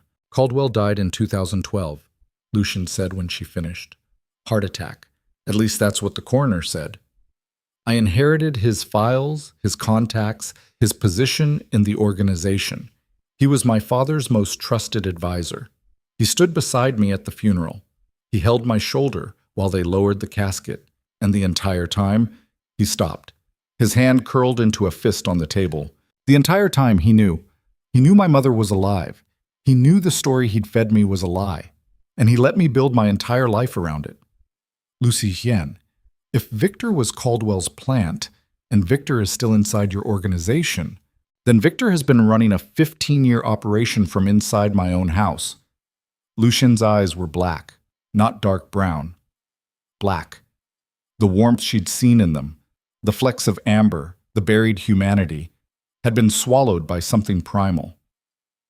And the Moretti attacks, the Saldano leak, the probe on the perimeter, none of that was about territory. It was about destabilization. Weaken me from the inside, create chaos, keep me distracted while... He stopped again. A new thought hit him, and she watched it land like a blade. While what? Evelyn asked. While they find her. He stood, fast. The chair toppled backward and hit the marble with a crack. If my mother's alive, if Celeste is alive, and if Victor has been feeding information to people who've been looking for her for as long as I have, then the attacks, the leaks, all of it, it's a search operation. They're not trying to destroy my empire. They're trying to use my resources to find her. Who? Who's looking for her? Lucien turned to her, and his face held an expression she'd never seen on any human being. A fusion of fury and terror so complete it seemed to rewrite the geometry of his features. The people who actually killed my father. The next 3 hours were a controlled detonation. Lucien moved through the estate like a force of nature, not angry, not panicked, but operating at a frequency that made the air around him vibrate. He summoned Dominic, pulled 4 men from the perimeter team, locked the conference room, and spread Victor's entire personnel history across the table like an autopsy. Evelyn wasn't asked to leave. She wasn't asked to stay. She simply remained, and Lucien allowed it, and the allowance itself felt like a seismic shift. The first time he'd treated her as something other than a variable in his equation. She sat in the corner and watched the machine work. Dominic's face, when Lucien explained the Caldwell-Victor connection, went through a transformation that would have been fascinating under less terrifying circumstances. The big man's professional mask cracked, reformed, cracked again, and finally settled into something granite-hard and murderous. I vetted Victor myself when he moved into the inner circle, Dominic said. His voice was controlled, but the knuckles wrapped around his radio were white. Background, financials, associates, everything came back clean. Because Caldwell cleaned it before you ever looked. Victor's history was manufactured, same as the story about my mother. Lucien, if this is true, if Victor's been compromised since the beginning, then every operation he's touched in the last 10 years is blown. Every contact, every safe house, every route. I know. That's not a leak, that's a gutting. I know. Dominic stared at Lucien. Something passed between them. Not words, something older.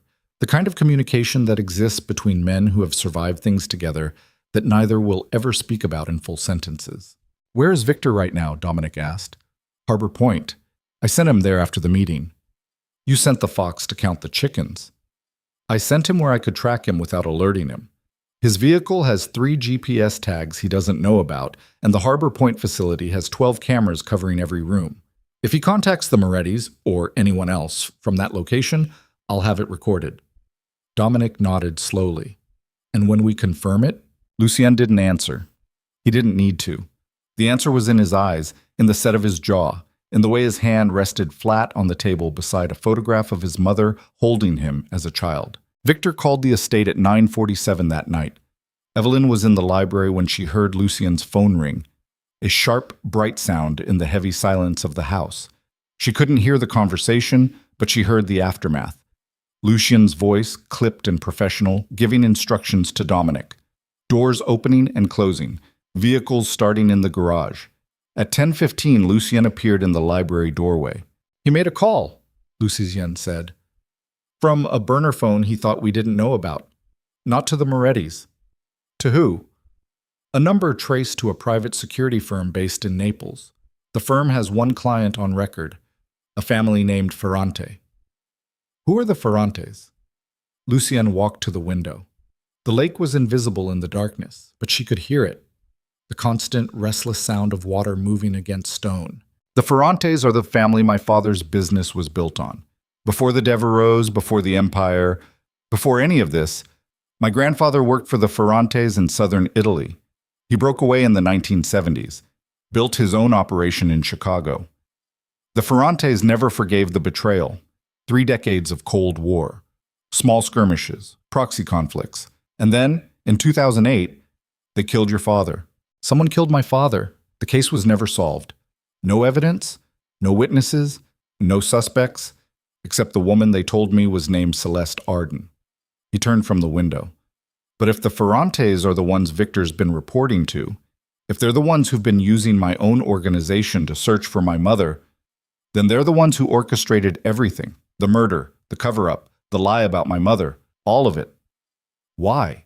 Why would they want your mother?" Lucien was quiet for a long time.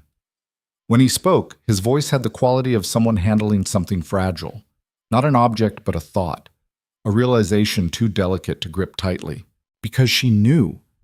She must have known what was coming. The letter, the one you found, she wrote it 11 years before my father was killed.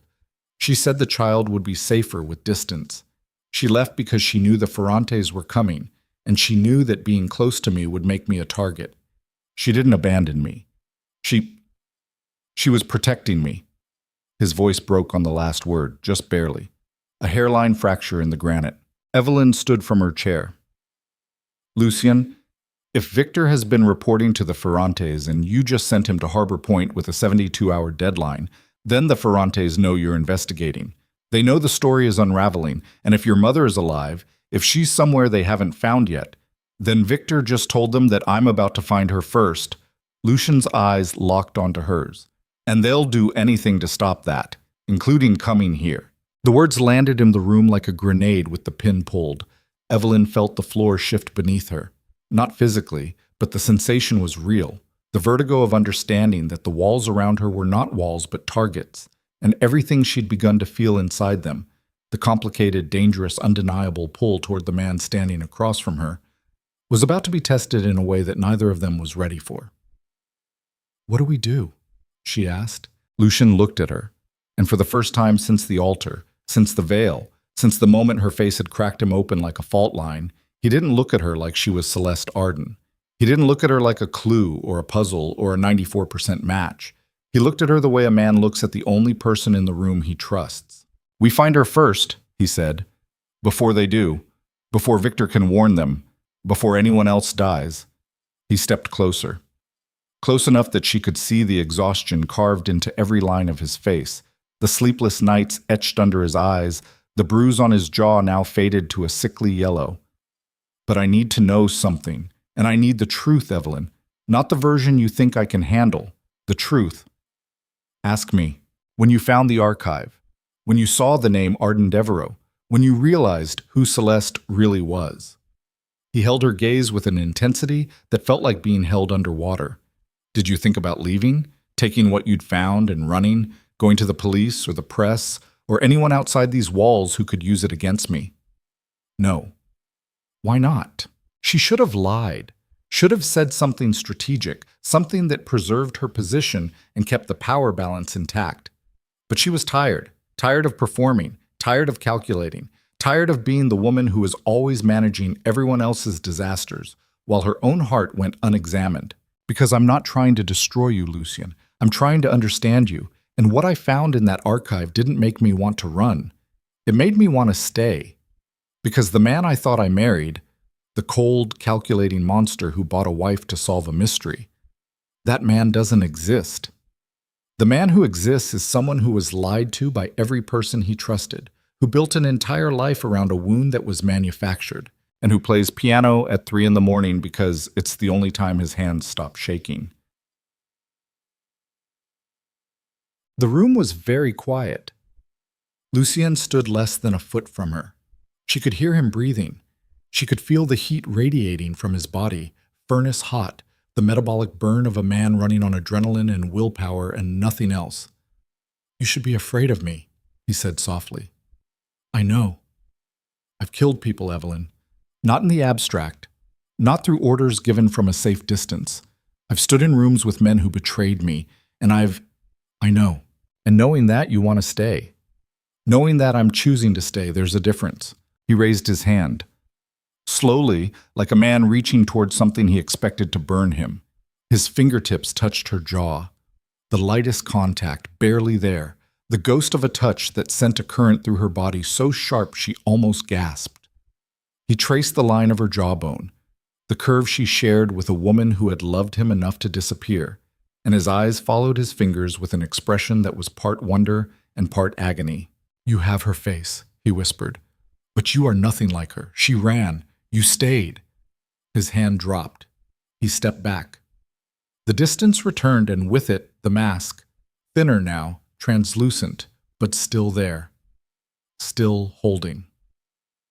"Dominic is assembling a team," he said. "We move on Victor at dawn. Once he's neutralized, we trace the Ferrante connection back to source. If my mother is alive, there will be a trail. There's always a trail. And if the Ferrantes come here first?" Lucien walked to the door, stopped, looked back at her with eyes that held a new emotion, something she hadn't seen in him before, something that looked terrifyingly like hope fighting its way through 15 years of concrete. "Then I burn everything I've built to keep you safe. Both of you." Both. Not Evelyn and her parents. Both. Evelyn and the mother he'd never known. The woman he'd been taught to hate, and the woman he was learning not to. He left. Evelyn stood in the library and heard, distantly, the sound of vehicles in the garage, engines starting, orders being shouted, the machinery of war grinding into motion. She pressed her palm against her chest and felt her own heartbeat, fast, hard, terrified, alive, and understood, with the clarity of someone standing on a cliff edge, that everything before this moment had been prelude. The real story was starting now, and the first chapter would be written in blood. Dawn didn't come. The sky stayed black, choked with clouds so thick the horizon disappeared entirely, and the lake threw itself against the retaining wall with a violence that rattled the windows in their frames. Evelyn stood at her bedroom window at 4:48 a.m. and watched the headlights of 3 black SUVs snake down the estate's driveway and vanish through the front gate. Lucien was in the lead vehicle. She knew because she'd watched him cross the garage from the second-floor landing, tactical vest, sidearm on his hip, moving with the coiled, deliberate stride of a man walking towards something he couldn't walk back from. He hadn't looked up. He hadn't looked for her. She pressed her forehead against the cold glass and counted the seconds until the taillights disappeared. Then she went downstairs. The estate felt hollowed out. Half the security team had gone with Lucien.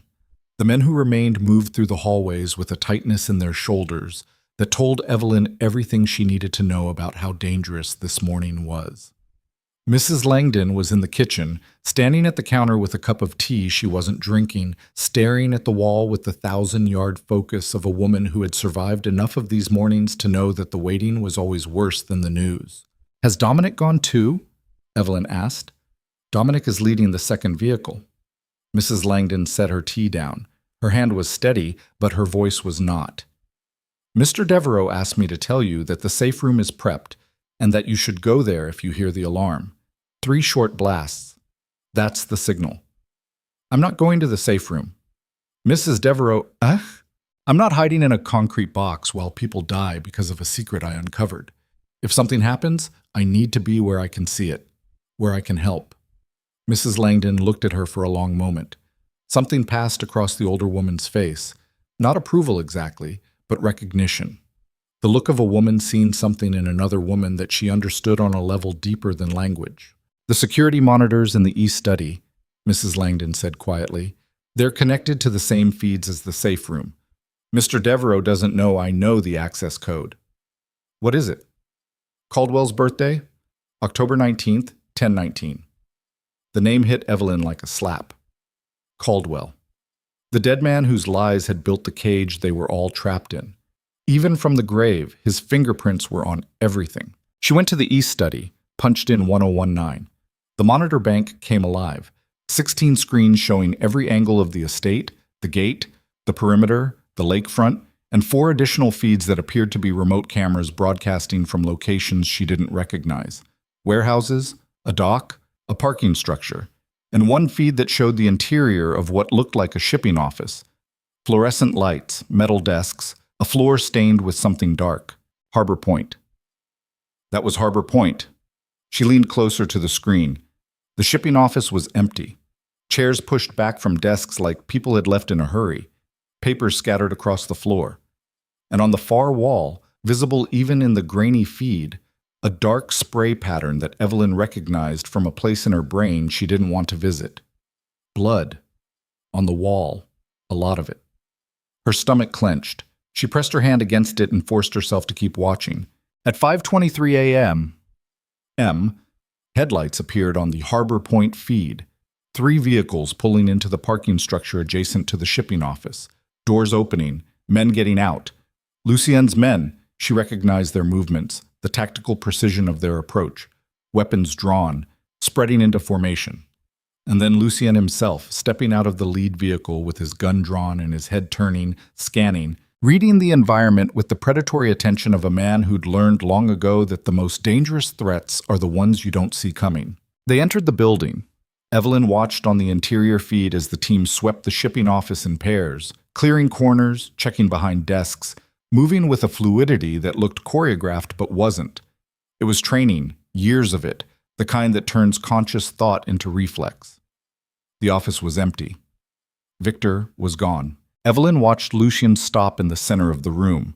He holstered his weapon, crouched beside one of the overturned desks, and touched the blood on the wall with 2 fingers.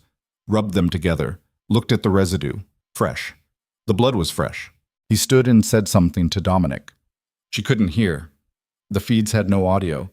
But she could read the tension in their bodies, the way Dominic's hand went to his radio, the way 2 of the perimeter men immediately pivoted toward the exits. Something was wrong. Not the absence of Victor. They'd expected he might run. Something else. Something in the blood pattern, in the way the room had been left, in a detail that Evelyn couldn't see from 16 grainy pixels on a screen. Her phone, the restricted phone, the one with limited connectivity, buzzed on the desk beside her. A text from a number she didn't recognize. Get out of the house now. She stared at the message. Her blood went cold. Not metaphorically. She felt the temperature drop in her extremities, her fingers going numb, her toes going numb, the body pulling warmth toward its core in the ancient animal response to mortal threat. Another text, same number. Victor didn't run. He's coming to you. The Harbor Point scene is a decoy. Get out now! Evelyn's head snapped up from the phone to the security monitors. She scanned the feeds, perimeter cameras showing the estate grounds, the gate, the lakefront, the tree line. Nothing. No movement. No breach. Just the black pre-dawn landscape and the rain hammering the earth. But on camera 12, the one covering the west service entrance, a narrow door built into the foundation that led to the kitchen loading dock. Something moved. A shadow. Human-shaped. Then another, and another. 4 figures pressed against the exterior wall, moving in single file toward the service door with a discipline that was military, not criminal. They weren't Lucien's men. She knew because Lucien's men wore black tactical gear with reflective shoulder patches, and these figures wore nothing reflective at all. They were dark shapes against a dark wall, and they moved the way water moves through a crack, finding the gap, filling it, flowing through. Evelyn ran. She hit the hallway at full sprint, bare feet slapping the marble, the phone still clutched in her hand. The house was a maze. She'd learned that in her first week, the way the wings connected through hallways that doubled back on themselves, the way certain doors led to corridors that dead-ended without warning. She turned left, then right, then through the west wing toward the kitchen. and she was halfway there when she heard it. The service door opening, the soft hydraulic hiss of the seal breaking, and then footsteps. Not running, walking, the measured pace of people who were exactly where they intended to be. She stopped, pressed herself against the wall. Her breathing was too loud. She clamped her hand over her mouth and nose and held it, chest burning, listening, voices. Low, clipped, speaking a language she didn't understand at first, then recognized. Italian. Rapid, hushed Italian, the words tumbling over each other like stones in a current. She caught fragments. Secondo piano. Piano means floor, second floor. They were heading for the second floor, the study, the monitors. They knew about the security feeds, and they were going to kill them. Evelyn turned and ran back the way she'd come. She needed to reach Mrs. Langdon. She needed to reach the alarm. 3 short blasts. That was the signal. That would bring whatever security remained on the grounds. That would alert the perimeter team. That would... She rounded the corner into the main foyer and collided with a body. Not Mrs. Langdon. Not a guard. Victor. He was standing in the foyer like he'd been waiting there. Like he'd known exactly where she'd be and exactly when she'd arrive. He was wearing a dark coat, soaked with rain, and his face was different than she'd seen it in the meeting. Calmer, harder, the mask of a man who had finally stopped pretending. In his right hand, held loosely at his side, was a gun. Evelyn. He said her name like it was a word he'd been practicing. Don't scream. Don't run. You're smart enough to know that neither of those things will help you right now. Victor, I said don't scream. He raised the gun, not pointing it at her, raising it to chest level, held sideways, the casual grip of someone who'd carried weapons so long they'd become extensions of their body. Where's the archive? The files you found? The letter? The personnel records? I don't know what you're... Stop. We don't have time for this. Lucien's team will realize Harbor Point was a setup within the hour. My people are disabling the security system right now, which gives us approximately 12 minutes before the backup generator triggers the silent alarm to Lucien's off-site monitoring center. In 12 minutes, I need to be gone, and I need those files gone with me. So I'll ask you one more time. Where are the files? Evelyn's heart was slamming against her ribs so hard she could feel it in her teeth. Her bare feet were cold on the marble. The foyer was dark. The power had been cut, she realized. The house was running on emergency strips, those same blood-red lights that turned everything into a slaughterhouse. Why? She asked. Not stalling. She needed to know.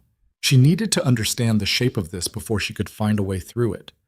Why would you protect the people who killed his father? You've worked beside him for over a decade. You've eaten at his table. He trusted you. Something moved behind Victor's eyes. Not guilt. Something colder. Calculation. The flat, pragmatic math of a man who had weighed loyalty against survival and made his choice a long time ago. Caldwell recruited me when I was 23 years old. I was broke, angry, and sleeping in a car in a parking lot behind a gas station in Cicero. He offered me a job, a name, and a purpose. Not Lucien, Caldwell. Everything I am, everything I have, I owe to a dead man who understood something Lucien never will. That empires aren't built on loyalty. They're built on leverage. And the Ferrantes have leverage that Lucien can't match. What leverage? His mother. The word hit the foyer like a thunderclap. Evelyn felt it in her chest. They have her, Victor said. They've had her for 6 years. She's alive, she's contained, and she's the insurance policy that's kept this whole arrangement running. As long as they hold Arden, they control the narrative. Lucien hunts a ghost. The Ferrantes stay invisible. And I keep the machine running from the inside. 6 years. Evelyn's voice was a whisper. She's been their prisoner for 6 years. She's been their guest. There's a difference. She's comfortable. She's unharmed. But she doesn't leave. And she doesn't contact anyone. That was the deal. Her freedom for her silence, and her silence for Lucien's safety. She agreed to it. She chose it. The same way you chose this marriage. People do extraordinary things to protect the people they love, Evelyn. You of all people should understand that. You're comparing my situation to a woman who's been locked away for 6 years. I'm telling you how the world works. Now, the files. You have 5 minutes. Evelyn looked at the gun. looked at Victor's face, looked at the hallway behind her, where somewhere in the darkness, 4 men were methodically dismantling the security system that was the only thing connecting this house to Lucien. She had no weapon, no training, no plan. She had bare feet on cold marble and a phone in her hand with a text message from someone she didn't know.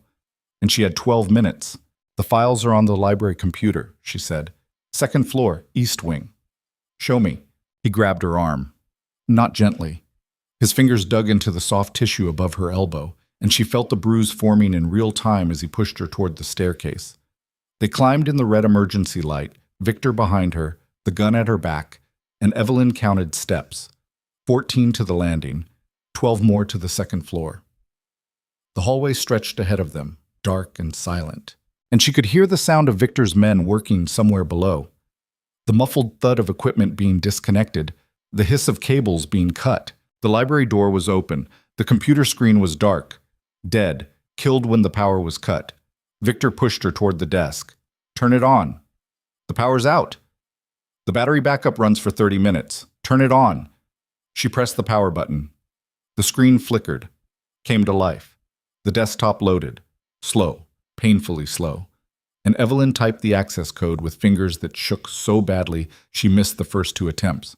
Faster. "I'm trying." The archive opened. She navigated to the folder. Estate correspondence, personal, archived. The files were there. The letter, the photographs, Victor's personnel record, Caldwell's memos. Everything she'd found, everything that proved the lie. "Delete them," Victor said. "What?" "Delete them. All of them. Then wipe the recovery partition. I want no trace." Evelyn's hand hovered over the keyboard. Her mind was racing, not with panic, but with the cold, crystalline clarity that sometimes comes in the moment before a crisis breaks. She was thinking about the text message. "Get out of the house now." Someone had warned her, someone who knew Victor's plan, who knew the timeline, who knew her phone number despite the restricted network. Someone inside the operation who wasn't on Victor's side. She was thinking about Lucien at Harbor Point, staring at blood on a wall, realizing too late that the trap wasn't there, but here. She was thinking about a woman on a beach in 1997, holding a camera or being held by one, choosing to disappear so her son could live. And she was thinking about 12 minutes. 11 now. Maybe 10. The silent alarm would trigger when the backup generator activated the off-site monitoring center. Lucien would know. His team would turn around. But Harbor Point was 40 minutes from the estate, and 10 minutes was not 40 minutes. And in the gap between those numbers, Evelyn was alone with a man holding a gun and 4 soldiers dismantling her only connection to help. She needed to buy time. "I'll delete them," she said, "but I need you to tell me where she is." "That's not part of the deal." "There is no deal, Victor. You're pointing a gun at me and telling me to destroy evidence. That's not a negotiation, that's a threat. And threats only work if the person you're threatening has something to lose." She turned from the computer and looked at him, straight at him, into the flat, calculating eyes of a man who had betrayed everyone he'd ever worked beside. "I walked into this house 2 weeks ago to pay a debt I didn't owe. I married a stranger to save my parents. I have already lost everything. My freedom, my future, my name. So what exactly are you going to take from me that I haven't already given away?" "You're right." Victor stared at her. The gun stayed level. But something in his posture shifted. A micro-adjustment, the kind a body makes when it encounters resistance it didn't anticipate. He'd expected fear. He'd gotten something else. "Scalia," he said.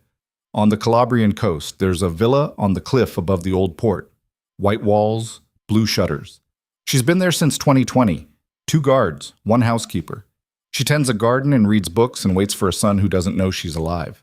The image was so vivid it cut through Evelyn's adrenaline like a blade through fog. A woman in a garden. White walls, blue shutters, waiting. "Delete the files, Evelyn." She turned back to the computer, selected the folder. Her finger moved toward the delete key. And then the lights came on. Not the emergency strips. The real lights. Every fixture in the library blazed to full power simultaneously, flooding the room with a brightness so sudden and so total that both Evelyn and Victor flinched. The computer screen flickered. The security monitors in the east study, she could hear them through the wall, erupted in a cascade of electronic chirps as systems came back online. The backup generator hadn't just triggered the silent alarm. Someone had overridden the power cut entirely. Someone with access to the estate's master electrical system. Someone inside the house. Victor's head snapped toward the hallway. That's not possible. My men disabled the main... A gunshot. Close. Downstairs. The sound was enormous in the enclosed space of the house. A concussive blast that punched through walls and floors and settled in Evelyn's bones like a physical force. Then a second shot. A third. And then a sound she'd heard before. The sharp, controlled pop, pop, pop of trained shooters engaging targets. Victor grabbed her arm and yanked her away from the computer. Move. Now. We're leaving. I'm not going anywhere with you. He pressed the gun against her temple. The metal was cold. Colder than the marble. Colder than the lake. Colder than anything she'd ever felt against her skin. Her entire body went rigid. Every nerve ending fired simultaneously, and the world narrowed to a single point of contact. Steel against bone, the thin membrane of skin between life and something else. You're my insurance, Victor said. His voice was different now. The calm was gone. Underneath was something raw and panicked, an animal that had been cornered and was calculating its last options. Lucien won't risk you. Whatever he feels about you, and he feels something, I've watched him for 2 weeks. I've seen the way his eyes track you across a room. He won't shoot through you to get to me. You don't know that. I know him better than you do. I've known him for 12 years. I've watched him build this empire, and I've watched it eat him alive, and I know the one thing that terrifies Lucien Devereux more than losing power, losing someone else. He's already lost his father. He's already lost his mother. He will not lose you. More gunfire, closer, the sound of running footsteps on the floor below. A man's voice shouting in English, "East Wing clear!"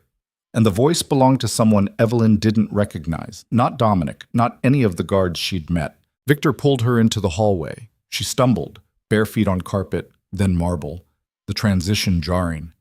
And he caught her with a grip that left finger-shaped bruises on her bicep. They moved fast, away from the staircase, toward the west wing, toward the service corridor that connected to the underground garage.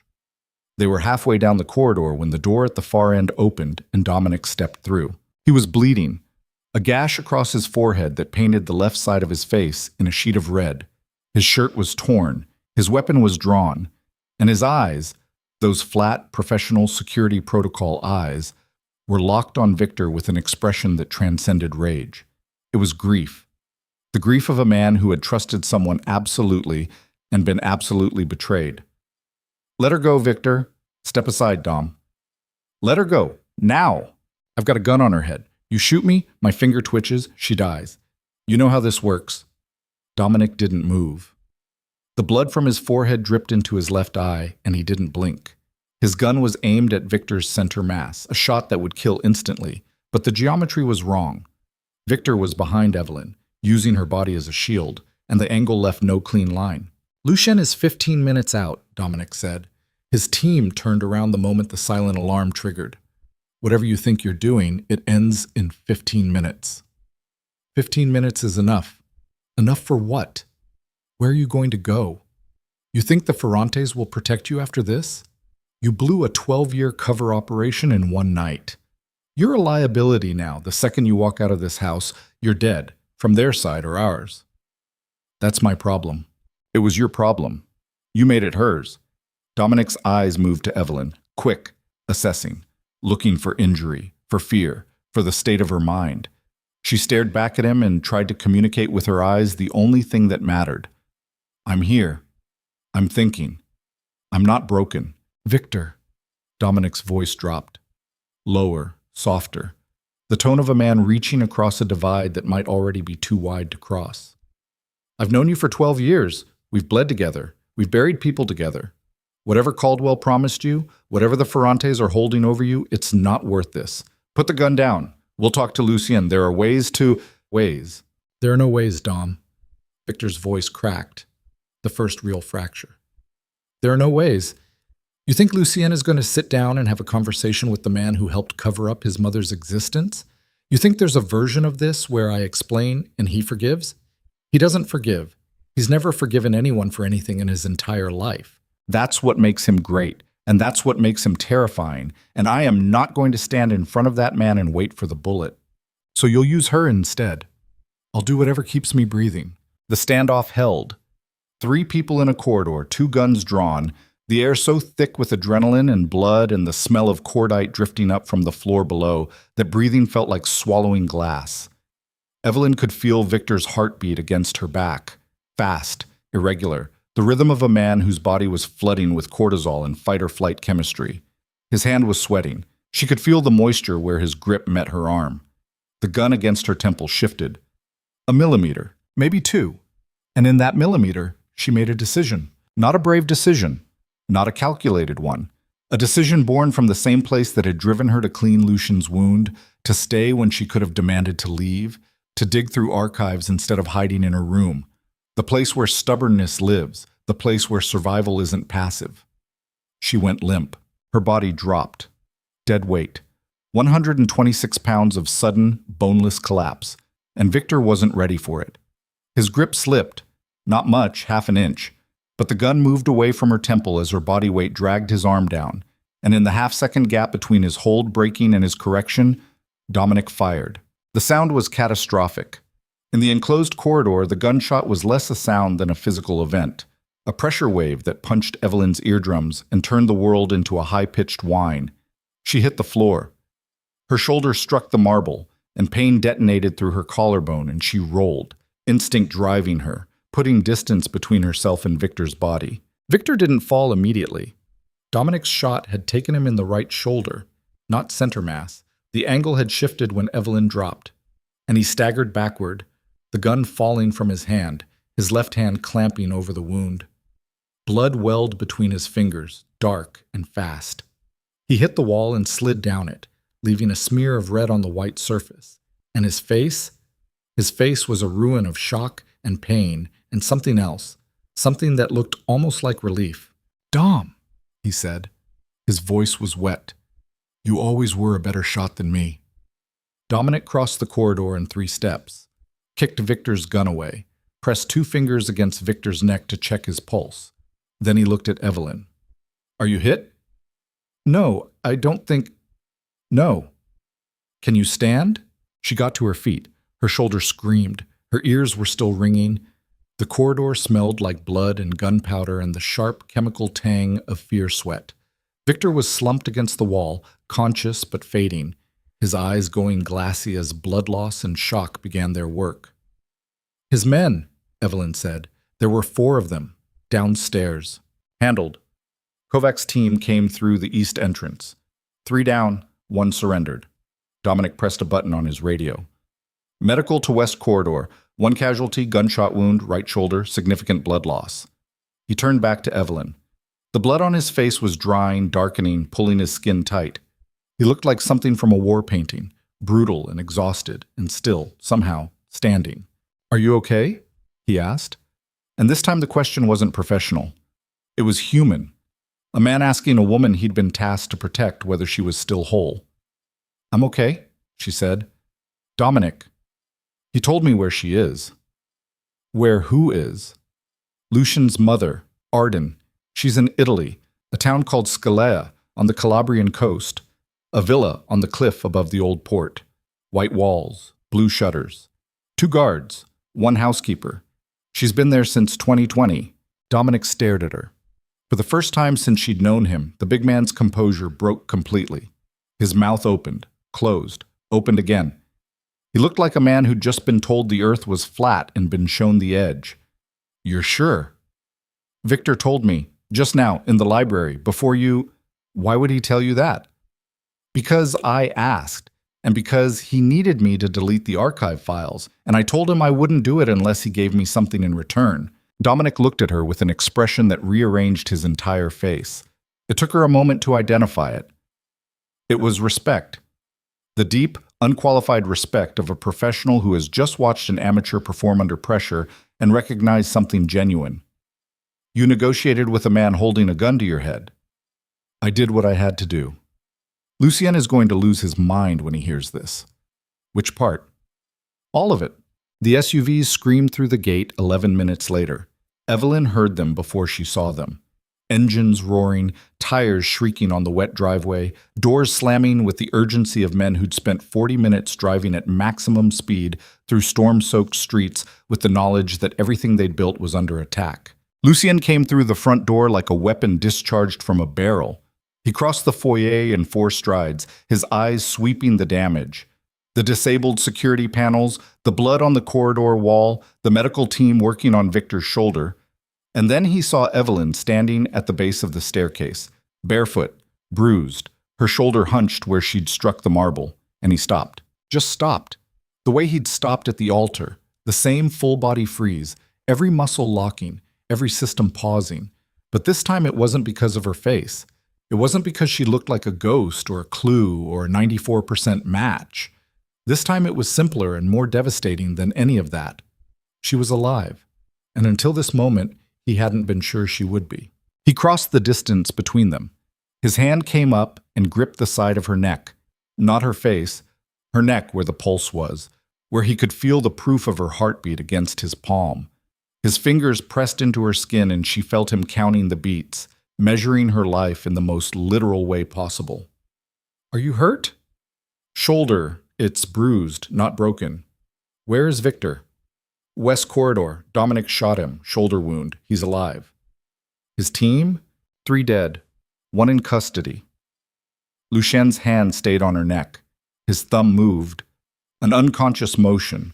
A small back-and-forth stroke against the tendon beneath her ear.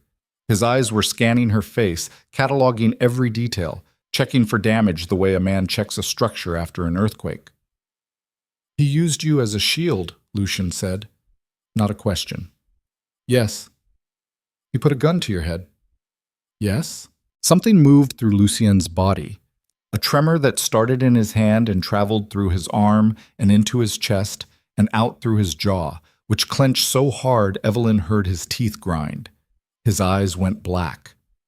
Not dark. Black. The pupil swallowing the iris, the humanity retreating behind something older and more primitive than civilization. "Lucien." She put her hand on his chest, pressed flat, felt his heart slamming against her palm. Not fast, but hard, each beat a concussion, the cardiac output of a man whose body was flooded with enough adrenaline to stop a lesser heart entirely. "Listen to me. Before you do anything. Before you go to Victor. Listen. I'm going to kill him. Listen to me first. He put a gun against your head. He used you as a human shield. There is nothing you can say that changes what happens next. Your mother is alive." The word stopped him the way a wall stops a car. Total impact. Total cessation of momentum. His hand fell from her neck. His eyes locked onto hers and the blackness receded. Not disappearing, but pulling back, making room for something else. Something staggering and raw and too big for his body to contain. "Victor told me," Evelyn said, fast, because she could see the window closing, could see the rage rebuilding behind his eyes, and she needed to get the information through before the door slammed shut. "She's in Scalea, southern Italy, Calabrian coast. A villa on the cliff above the old port. White walls, blue shutters. 2 Ferrante guards, 1 housekeeper. She's been there since 2020. She's alive, Lucien. She's alive and she's been waiting, and the Ferrantes have been holding her as leverage to keep the whole operation running." Lucien's face was doing something she'd never seen. The muscles beneath his skin were moving independently of each other. His jaw clenching while his brow softened, his eyes widening while his mouth compressed into a line so tight it turned white. He was trying to feel 2 things at once, and his body couldn't accommodate both: rage and hope, vengeance and salvation. The desire to walk down the corridor and put a bullet in Victor's brain and the desperate, aching need to get on a plane and fly across an ocean to a white villa with blue shutters. "How do you know he's telling the truth?" Lucien's voice was barely audible, scraped raw, the voice of a man talking around a wound. "Because he had a gun to my head, and I told him I wouldn't delete the archive files unless he gave me something real. And the way he said it, Lucien, the way he described her, tending a garden, reading books, waiting. He wasn't lying. I'd bet my life on it." "You already bet your life. You bet it the moment you went limp instead of staying still." "Dominic told you." "Dominic told me everything. including the part where you negotiated your way to intel that my entire intelligence network couldn't find in 15 years. His voice broke. Repaired. Broke again. You could have died. I didn't. You could have. One twitch, 1 millimeter. If Dom's shot had been half an inch to the left, it wasn't. Evelyn. He said her name like it was the only word he knew, like it was the first word in a new language he was trying to learn. He stepped closer, close enough that she could feel the heat coming off his body, the furnace of adrenaline and fear and something else, something that had been building between them since the first night in the penthouse, since the gauze on his jaw, since the piano at 3 a.m., since every moment they'd spent circling each other in the gravity well of a connection neither of them had chosen. I can't lose you, he said. Not I won't. Not I refuse to. Can't. The word of a man describing a physical limitation, a structural impossibility, a law of his personal physics as fundamental as gravity. He couldn't lose her the way he couldn't stop breathing. It wasn't a choice. It was a condition. Evelyn looked up at him. His face was inches from hers. She could see every line, every shadow, every trace of the 13-year-old boy who'd closed his father's eyes, still living behind the dark irises of the man who'd built an empire to fill the hole that night had left. Then don't, she said. Don't lose me. Go get your mother. End this. And come back. He kissed her. Not gently, not carefully, not the way first kisses happen in the stories she'd shelved at the bookstore, where the light is soft and the music swells and the world holds its breath. Lucien Devereux kissed her the way a drowning man breaks the surface, gasping, desperate, clutching at the only source of air in a world that had been trying to suffocate him for 15 years. His hands came up and held her face, both hands, palms against her cheeks, fingers in her hair, and his mouth found hers with a precision that was nothing like violence and everything like need. She kissed him back. Not because it was strategic, not because she'd decided to, because her body had made the decision weeks ago, in a music room full of scattered sheet music, in a safe room lit by fluorescence, in a corridor where a man's pulse had raced beneath her fingers while she cleaned blood from his jaw. She kissed him back because she was tired of pretending that the woman who stayed wasn't also the woman who wanted to. When they broke apart, they were both breathing hard. His forehead rested against hers. His hands were still on her face. And for one suspended moment, in the foyer of a house that smelled like gunpowder and blood, with a traitor bleeding 40 feet away and an army reassembling around them, the world was very small and very still. Scalia, he said against her mouth. Scalia. I leave tonight. I know. He pulled back, looked at her. And the man looking back was not the man she'd married 2 weeks ago. The mask was gone. Not cracked, not fractured, not temporarily displaced. Gone. What remained was raw and real and terrifying in its vulnerability. A man who had just discovered that everything he'd believed was a lie, that the mother he'd been hunting was a prisoner, that the woman he'd bought to solve a mystery had become the person he couldn't live without. When I come back, he said, this changes. Everything changes. I know that too. He turned, walked toward the corridor where Victor was bleeding, stopped, looked over his shoulder one last time. Dominic stays with you. 6 men on the perimeter. Nobody enters or leaves without my authorization. If anyone tries to get through that gate, you go to the safe room and you lock the door and you do not open it until you hear my voice. Lucien. What? Bring her home. His jaw tightened. His eyes gleamed in the overhead lights. Wet, fierce, burning with something that could have been rage or hope or love, or all three fused together into an alloy that had no name. He nodded once and disappeared down the corridor toward the man who had stolen his mother, his truth, and 15 years of his life. Evelyn stood in the foyer and listened to his footsteps fade. The house settled around her, groaning, bleeding, damaged, but standing. Rain hammered the windows. The lake threw itself against the wall. Somewhere in southern Italy, a woman tended a garden and waited. And the son she'd left to protect was finally, after 15 years of hunting the wrong ghost, coming to find her. The plane left O'Hare at 11:47 p.m. in a storm so violent the runway lights looked like drowning stars. Lucien sat in the back of the private jet with his hands flat on his thighs, palms down, fingers spread, pressing against the fabric of his pants as if he could push himself through the seat and out the other side and arrive in Italy by force of will alone. Dominic had tried to go with him. Lucien had refused.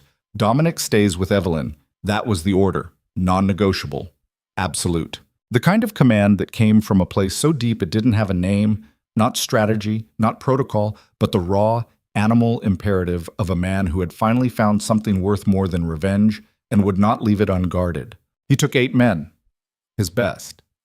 Men who didn't ask questions because they'd learned long ago that the answers were never comfortable. They sat in silence for the 9-hour flight while Lucien stared at a photograph on his phone. Not the beach photograph, a different one. The one Evelyn had found in the archive. A woman at a piano. A boy on her hip. His fists gripping her collar. He didn't remember being held. That was the thing that gutted him worse than any of it. Worse than the lies. Worse than the betrayal. Worse than 15 years of hunting a ghost who turned out to be his own blood. He didn't remember her arms. Didn't remember her voice. Didn't remember the way she must have smelled. The way she must have laughed. The way her hands must have felt on his face when he was small enough to be held and innocent enough to believe that the people who held him would never let go. All of that had been stolen, not by distance, not by death, by men who had decided that a mother's love was a variable to be controlled and a boy's grief was a tool to be sharpened. The jet landed in Lamezia Terme at 2:15 p.m. local time. The Calabrian sun was blinding after Chicago's eternal gray, a white, aggressive light that turned the tarmac into a mirror and made Lucien's eyes ache. 2 vehicles were waiting, rented under false names, stocked with equipment by a contact Lucien had maintained in Naples for exactly this kind of operation. A woman named Cara, who ran a logistics network out of a fish processing plant, and who owed Lucien a debt she'd never been asked to pay until now. The drive south took 90 minutes. The coastal road wound along cliffs that dropped straight into the Tyrrhenian Sea, and the water was so blue it looked artificial, the kind of blue that belonged in a painting or a lie. Lucien sat in the passenger seat and watched the coastline unreel like a ribbon and felt nothing. Not nothing as in numbness, nothing as in the deliberate, willful suppression of everything, every emotion, every thought, every tremor, because what waited at the end of this road required precision, not feeling. Feeling would come later. Feeling would have its moment. But not yet. Scalia appeared around a bend in the cliff, a cascade of white and terracotta buildings tumbling down a hillside to a harbor where fishing boats rocked in the gentle swell. Ancient, sun-bleached, the kind of town that looked like it had been there since the beginning of the world and would be there at the end. Lucien pulled up Victor's description in his mind. The villa on the cliff above the old port, white walls, blue shutters, and scanned the hillside. He found it in 40 seconds.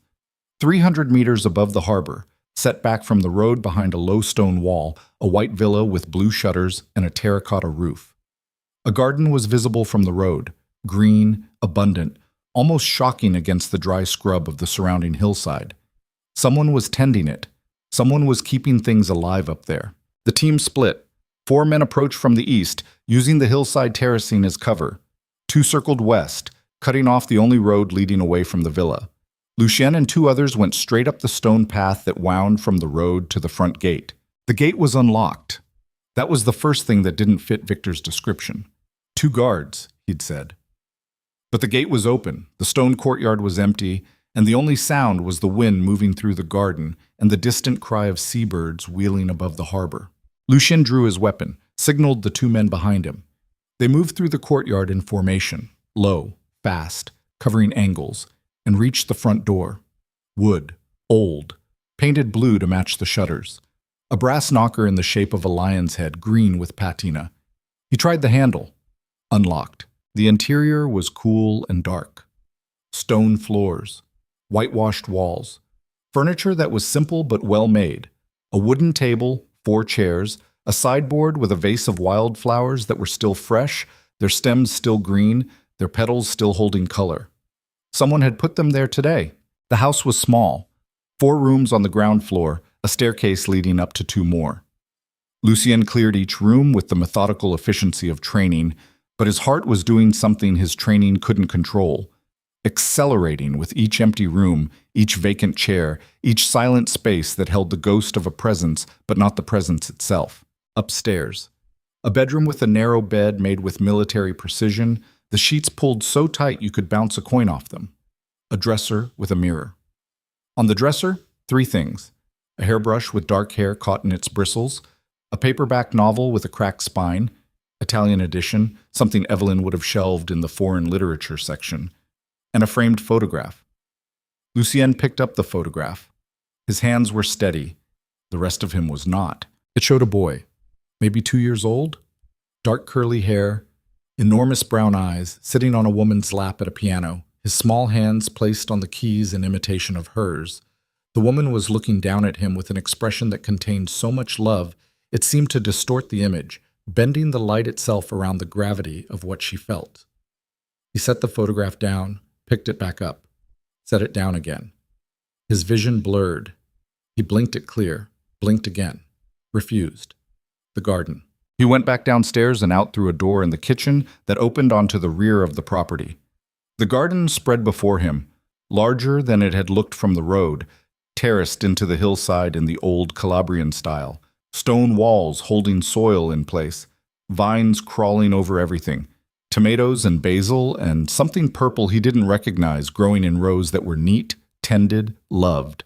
At the far end of the garden, where the terrace met the cliff edge and the land fell away into nothing but sky and sea, a woman was kneeling in the dirt. She was pulling weeds. Her hands were buried in the soil, her back bent, her dark hair, streaked with gray now, more gray than dark, pulled back in a loose knot. She wore a linen shirt and faded pants and gardening gloves that had been mended so many times the patches had patches.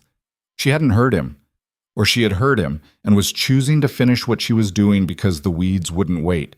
And she had learned, in 6 years of captivity, that routine was the scaffolding that kept a person upright. Lucien stood at the kitchen door and watched his mother pull weeds from a garden on a cliff above the sea. And the thing that broke inside him was not grief or rage or relief. It was simpler than any of those. It was time.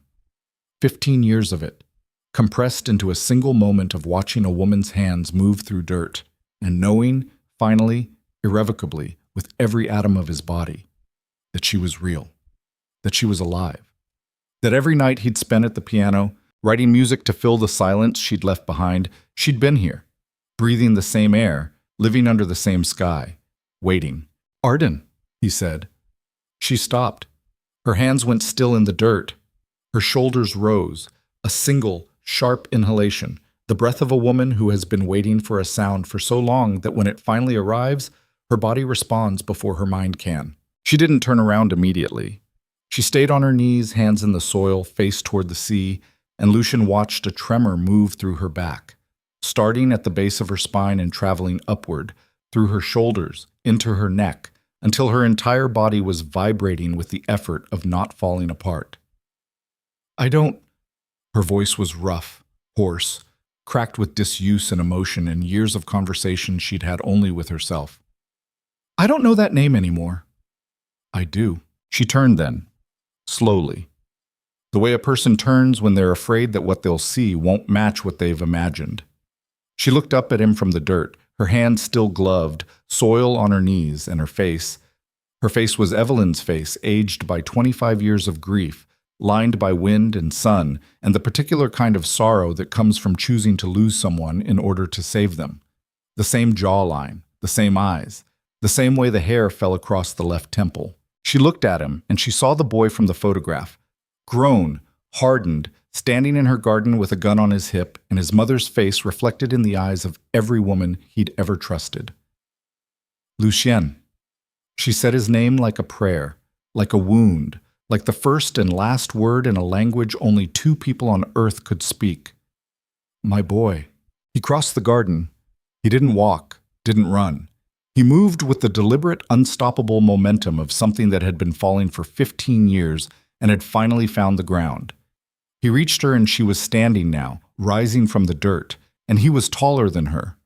So much taller, he'd been 2 years old the last time she'd held him, barely 3 feet tall. And now he towered over her, and she reached up and put her hands on his face, the way Gloria Vale had put her hands on Evelyn's face the morning of the wedding. And the gesture was the same because the love was the same. And mothers are mothers regardless of the miles or the years or the violence between them. "I looked for you," he said. His voice was destroyed, wrecked. The voice of a man who had spent a decade and a half turning grief into granite and was now watching the granite dissolve in real time. "I looked everywhere. They told me you were someone else. They told me you were connected to his death. I believed them. I believed them, and I hunted you, and I know." Her hands were on his cheeks. Her gloves left smudges of soil on his skin. She didn't remove them. "I know what they told you. I know what they made you believe. And I am so sorry. I'm so sorry I left you with them. I thought distance would keep you safe. I thought if I disappeared, the Ferrantes would leave you alone. I was wrong. I was so wrong. Why didn't you come back after he died, after everything?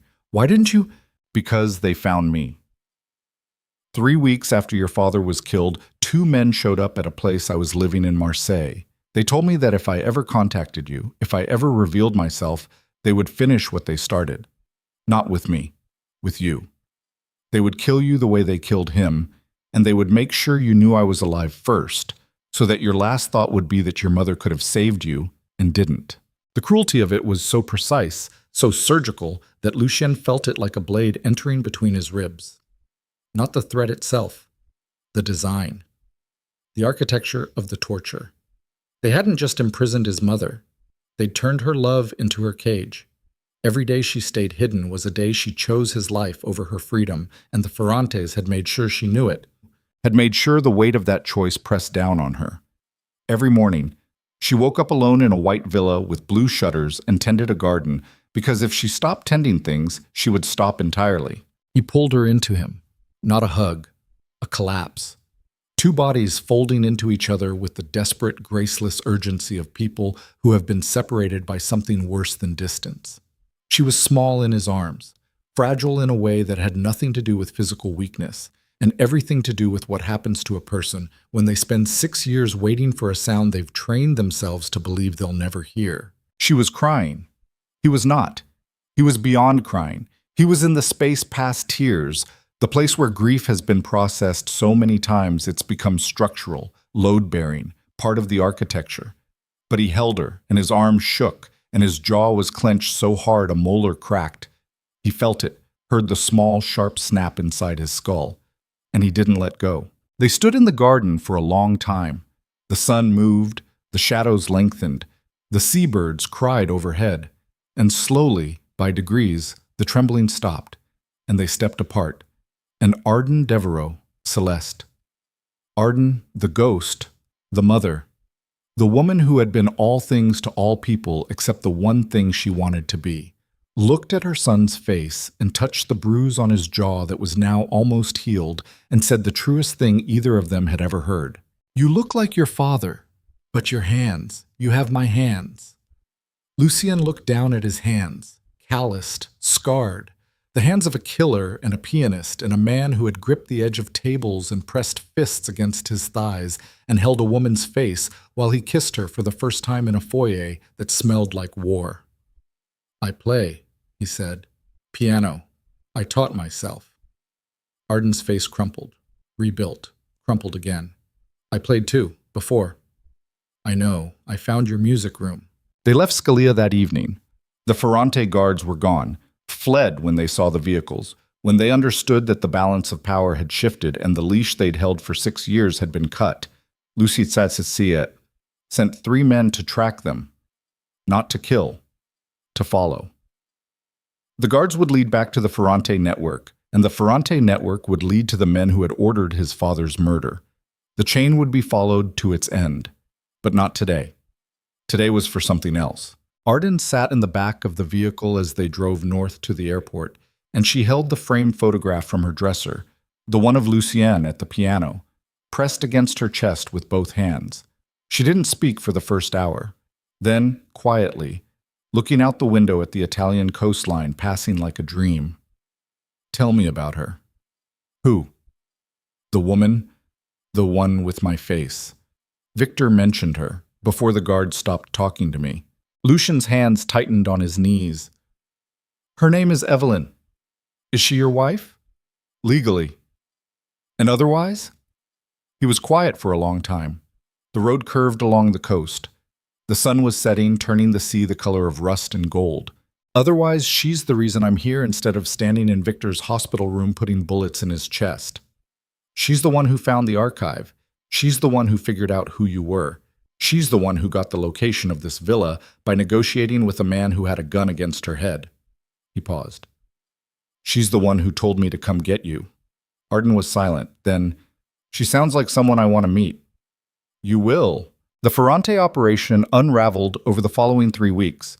Lucien didn't destroy it in a single strike. He dismantled it the way you dismantle a building, floor by floor, support by support, until the structure had nothing left to stand on and collapsed under its own weight. The guards from Scalia led to a logistics hub in Naples. The hub led to a financial network in Zurich.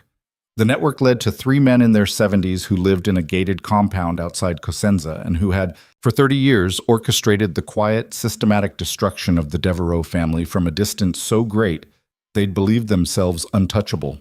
They were wrong. Lucien didn't go to Cosenza himself.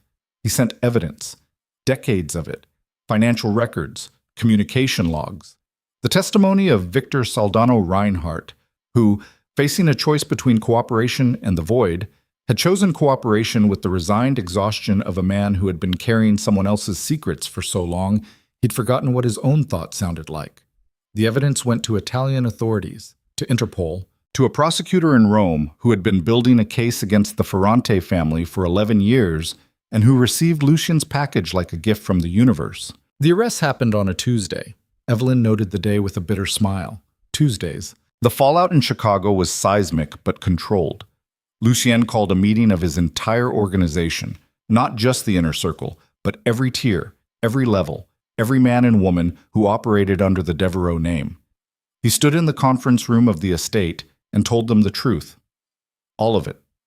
The lies about his mother, Caldwell's betrayal, Victor's infiltration, the Ferrante connection.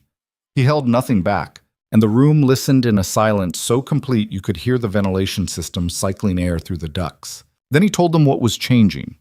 The operations that ran on violence, the enforcement contracts, the intimidation networks, the parts of the empire that functioned through fear and the implicit promise of pain were being shut down.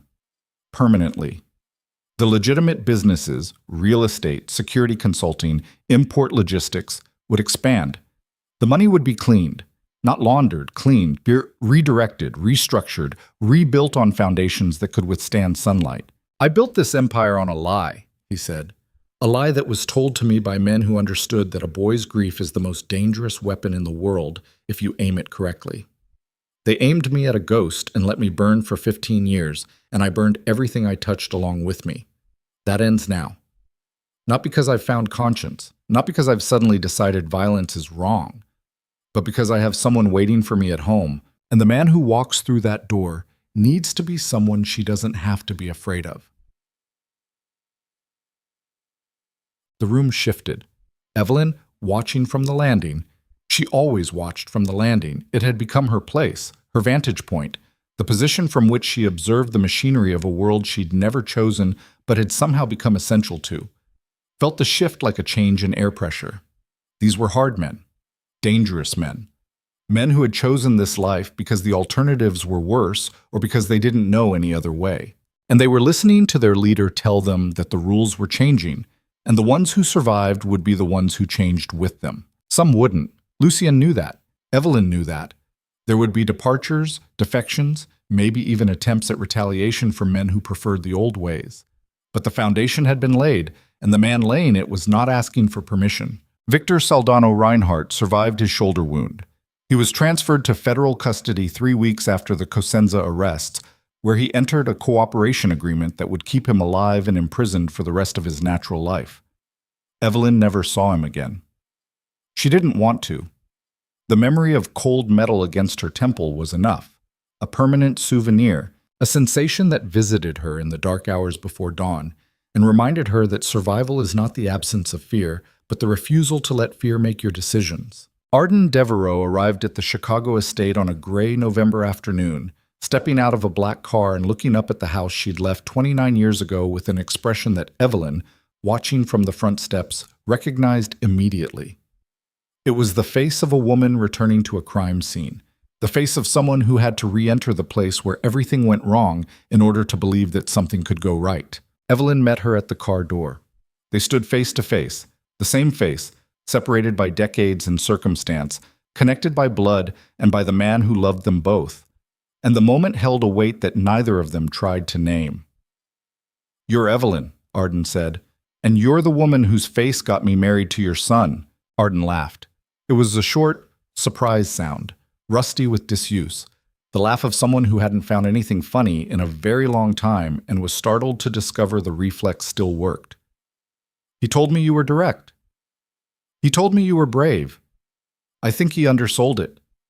Arden looked at the house, the glass, the steel, the cameras, the place where her husband had died and her son had grown up and the lie had lived for 15 years, feeding on silence and rage. "I'm terrified," she said.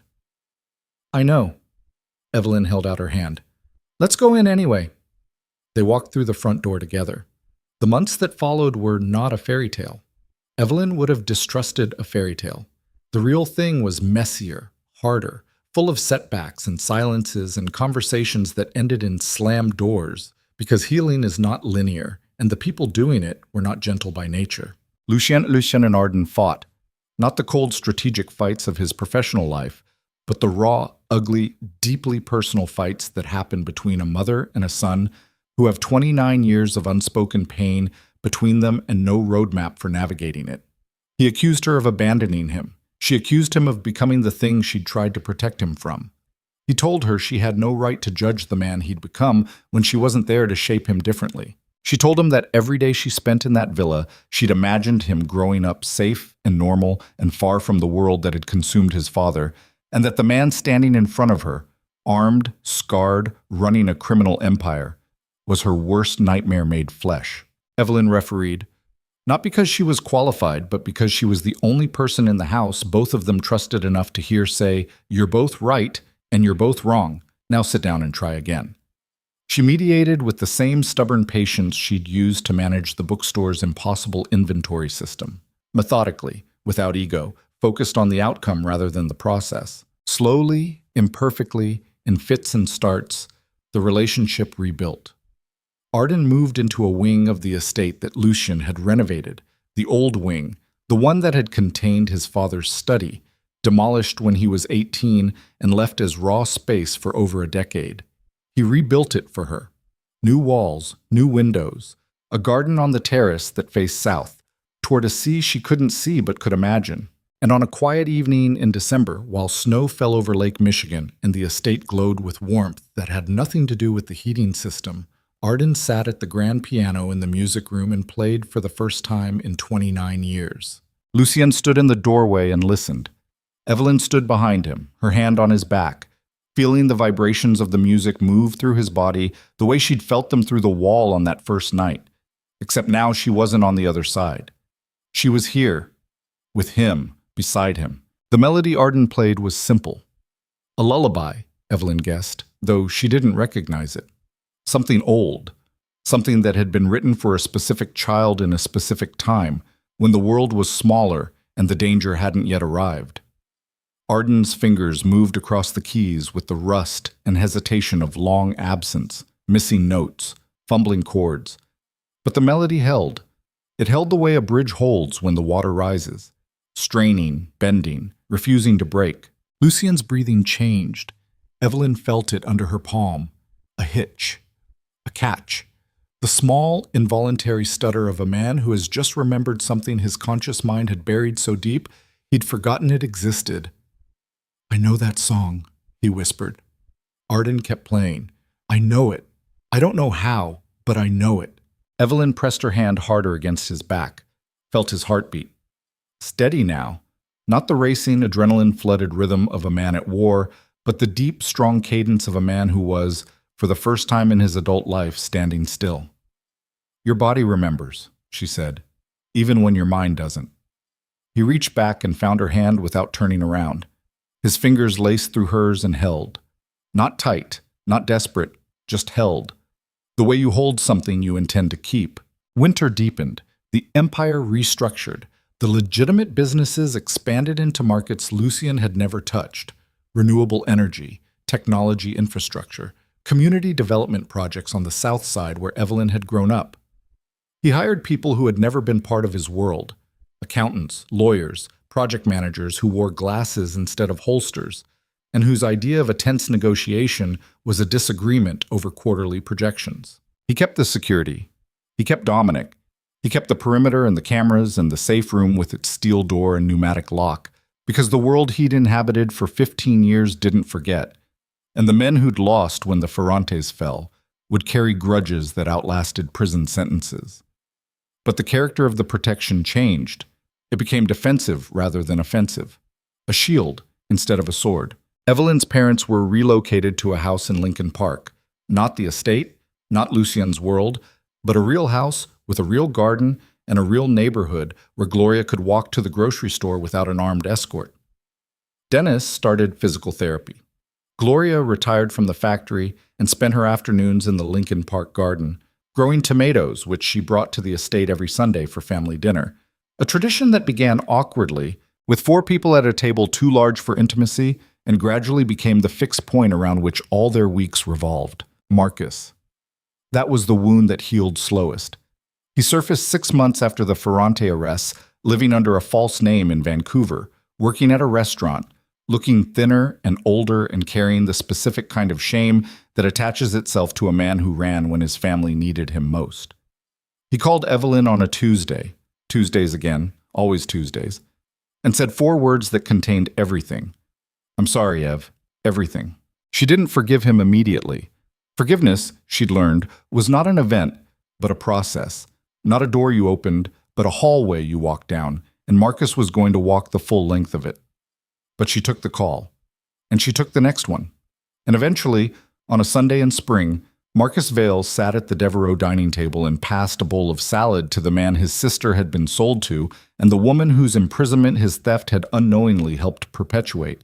And the table held because the people around it had decided that it would. The music room changed. Where once it had held the scattered, urgent compositions of a man writing to survive, it now held 2 sets of sheet music. Lucien's dark, complex arrangements alongside Arden's simpler melodies, the 2 styles occupying the same space the way 2 people occupy a house, different but coexisting, leaving traces of themselves on every surface. Evelyn would find them there on quiet evenings, mother and son at the piano, sometimes playing together, sometimes just sitting, not speaking, not needing to, the silence between them no longer empty, but full. She told Lucien about the baby on a Wednesday, not a Tuesday.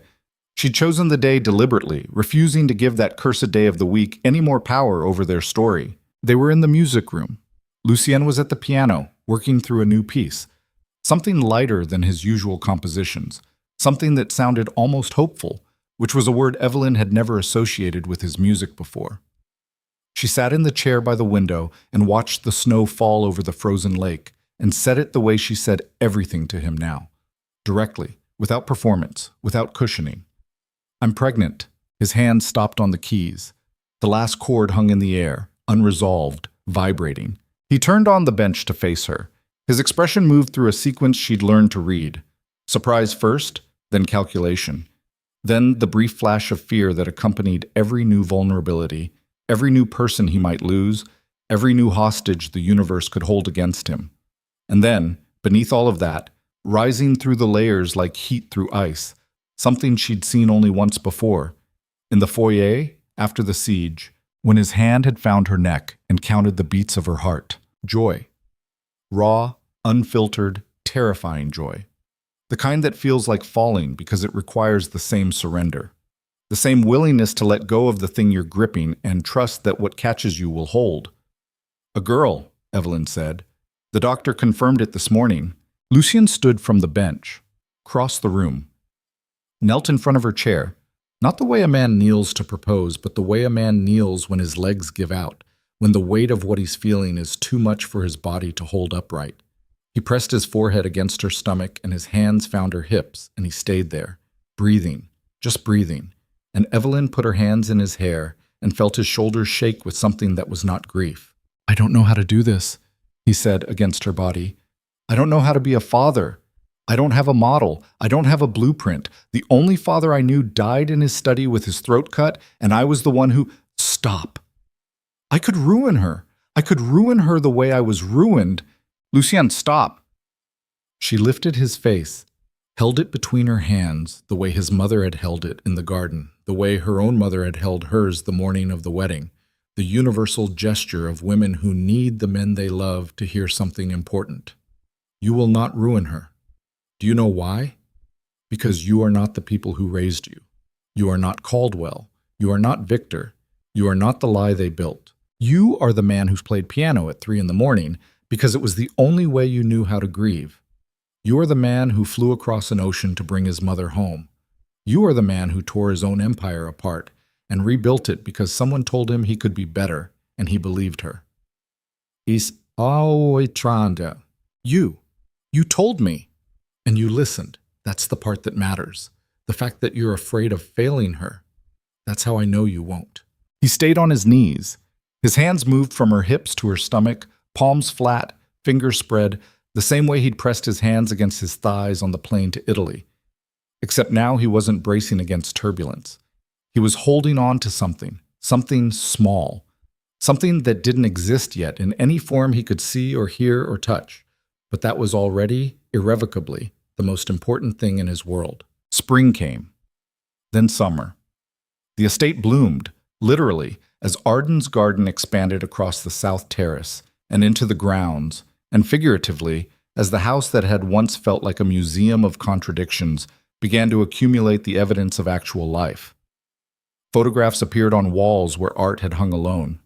Shoes piled by the front door. A dog? A rescue? Evelyn's idea. A mutt with one ear and an absurd amount of energy tore through the hallways with the joyful chaos of a creature that had never been told to be afraid of anything. Dominic stayed. He ran security with the same granite professionalism he'd always brought to the job, but Evelyn noticed changes. A softness in his voice when he spoke to Arden, a patience with the dog that seemed inconsistent with a man who carried a gun for a living. And once, just once, she caught him standing in the music room doorway, listening to Lucien play with an expression that could only be described as pride. The baby came in October, a girl, 7 pounds, 4 ounces. Born at 3:17 in the morning, the hour of the piano, Lucien noted, and the coincidence was the kind that felt less like chance and more like the universe making a point. They named her Celeste, not Arden, not Evelyn. Celeste, the name that had been broken and weaponized and turned into a ghost story, reclaimed now, given to a child who would carry it forward into a world where it meant something different. Not a suspect, not a conspiracy, not a mystery to be solved. A person, new, whole, untouched by the history that had brought her parents together. On a quiet evening in late November, while the first snow of the season fell over the lake, Lucien sat at the grand piano in the music room and played. Arden was in her wing, reading. Dominic was in the security office, running perimeter checks with the half-attention of a man who had finally stopped expecting attacks. The dog was asleep on the couch in the library, which Mrs. Langdon had given up trying to prevent. Evelyn stood beside the piano, holding Celeste. The baby was awake but quiet, her dark eyes, Lucien's eyes, Arden's eyes, the whole unbroken chain of them, fixed on her father's hands as they moved across the keys. The melody was new, something Lucien had been working on for weeks, refusing to let Evelyn hear it until it was finished.